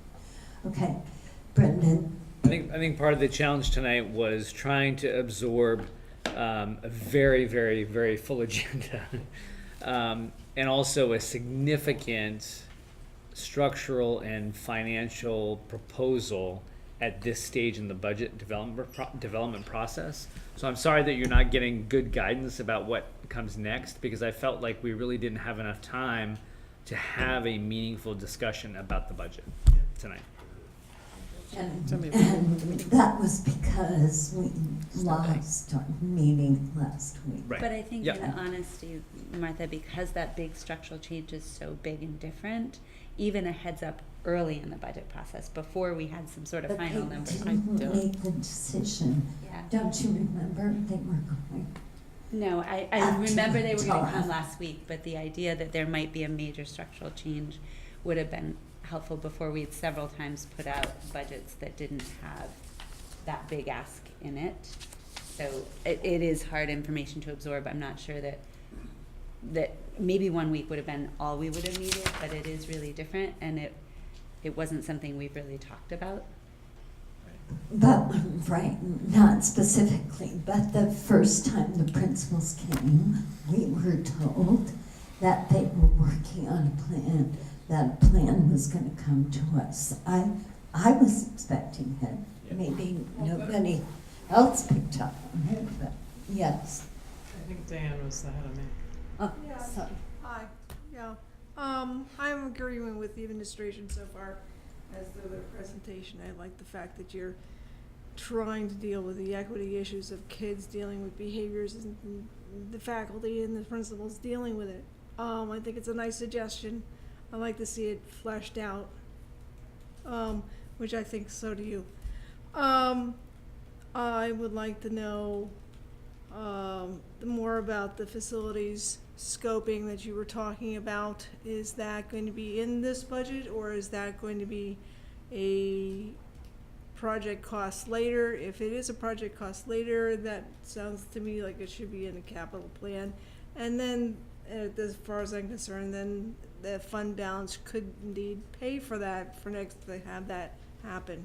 I think we need to be respectful and of our facilities, because that's what we use every day. I've read too many places that have leaks with mold in north of here, and et cetera, et cetera. So I don't want to ever see our facilities get to the point where it impacts our students in a negative fashion, ever.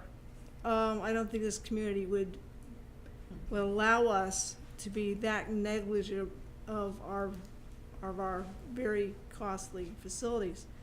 So I'd like to see that in whatever else might be in the capital plan. Yes, I will look at this document, which you just gave us today, and see how that fleshes out with the capital or facility. Yeah, that went out You a week ago had Saturday. this for 2 weeks. I've had this for 2 weeks? Yeah. That's nice to know, but this is the first time I'm seeing it today. It So, was in an email. I sent you an email about looking at it, about I'll asking go back and questions look. about it. Well, anyhow, so I would like to see, the plan, how the third principal dealing with student ratios and that sort of thing, as to how that, you can give me a principal and student ratios and how that third principal would go into a chart as to how many kids per principal, et cetera, to give me a background rationale as to that. Right now, I'm leaning toward that, but I'd like to have the rationale. Keely? Just to concur that longer lead times are good, that we knew some sort of change, but no concept of what kind of sort of change. I think I anticipated something along the lines of the social-emotional learning staffing. When you're looking at disassociating a principal per building, that's such a big change. It's what if we had 3 co-principals for the entire district and an assistant principal in every building? Why are we exploring this one particular area for this? Is it a pilot? When people retire in the future, how will we associate number of principals per number of students versus number of buildings? So it just seems like a pretty big model change. If we said that we were going to fewer principals than buildings, I think it would be a lot easier to explain that to the community as a change, because it's saying we're gonna spend less. And people always wanna hear that you're gonna spend less. It might not be the right choice, but in this case, we're gonna have to spend less if we're planning to cut $635,000 from other areas of the budget next year. So, we don't know what that's gonna be on, which is harder to explain to the community than we've figured out a way to spend less. So, that's kinda why this is, we have 2 weeks. Yeah.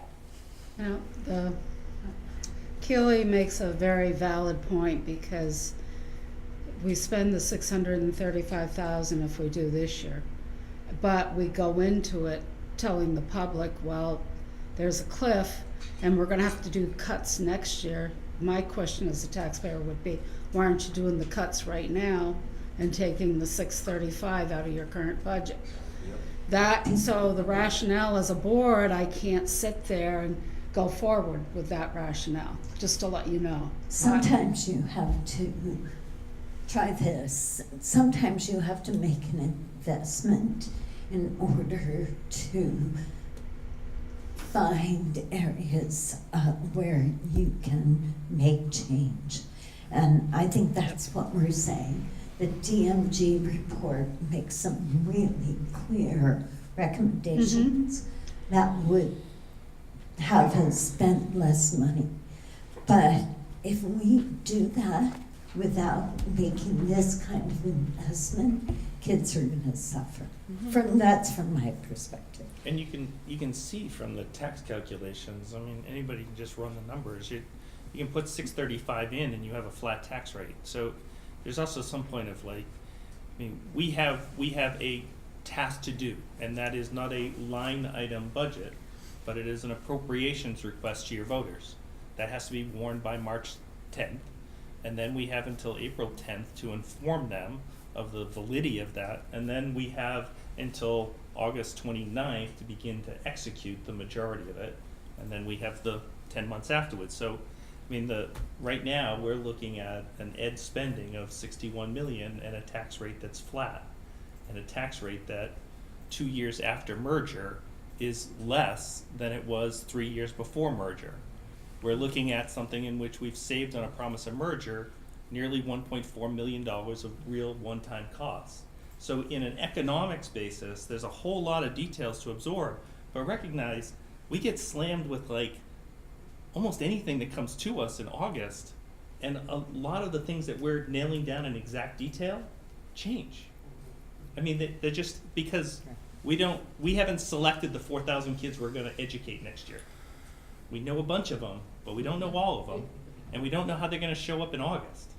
So costs change, and that's the magic bean of a school budget opposed to a municipal budget.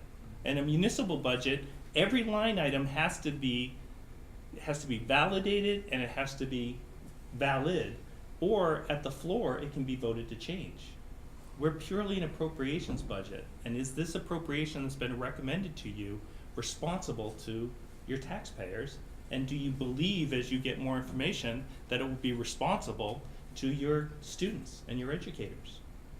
I mean, you know there's a huge estimate in here because we're in negotiations with both our support staff and we don't have knowns. For the largest expense in our entire budget, we don't have a known.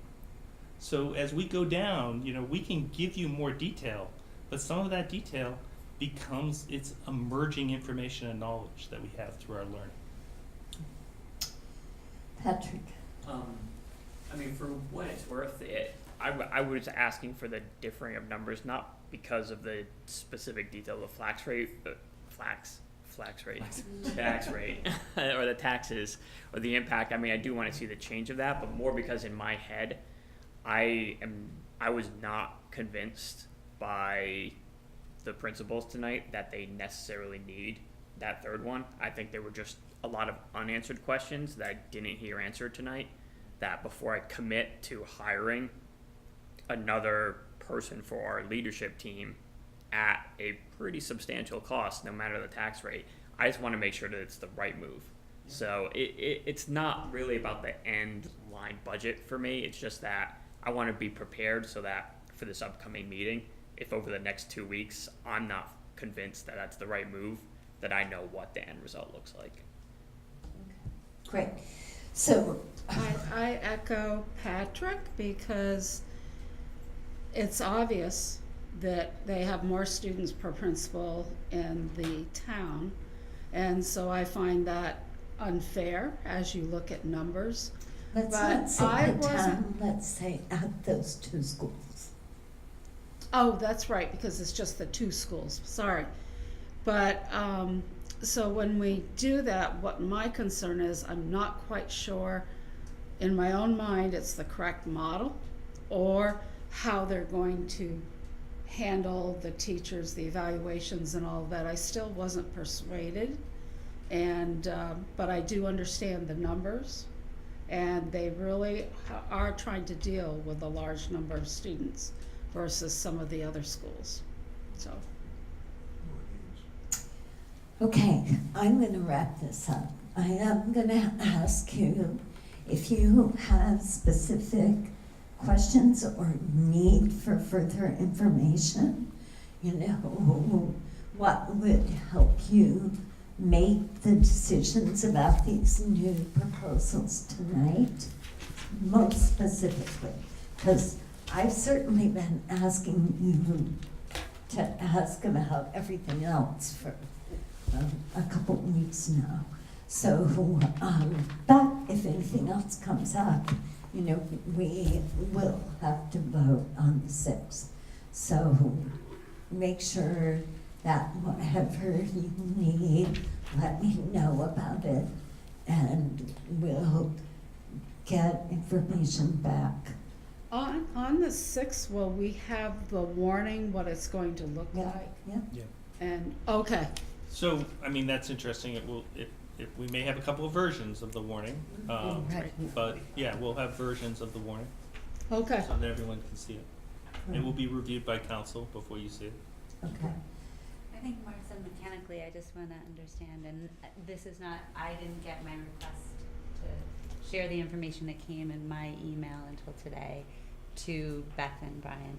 But I think the one thing we run the risk of is if we're each individually sending questions and individually getting responses, we don't have a No. shared base of knowledge. Okay, so it would be Any send them through questions you. that come through me, Yeah. once the responses are done, like with Diane's questions Yeah. today that she sent today, Okay. the responses got sent to everyone. Okay. So anything that comes through me, Okay. once the responses are done, they go back out to the full board. Okay. So maybe that, anyway, that's fine. I think I sent it through you, but it may not have, the response might not have come back through you. Right. I think that's what Correct. happened. It did not. Okay. My response was to both of you. I had not seen it before today. Okay, takeaways. I can't think. Somebody else want to do them? I'm exhausted. Patrick, can you just make them up? No. I can. Do you remember what happened Make those up. 4 hours ago? No, just kidding. Budget, transportation, student voice. There you go. Okay. Well, I think that principal report stuff, well, like what happened around That's budget. budget. Okay, just budget. Yeah. Social emotional. Okay, I was Yeah. capturing it differently, but yeah. Okay, we good? Thank you all. Thank you. Hopefully our next meeting won't be this long. Thank you, RITN.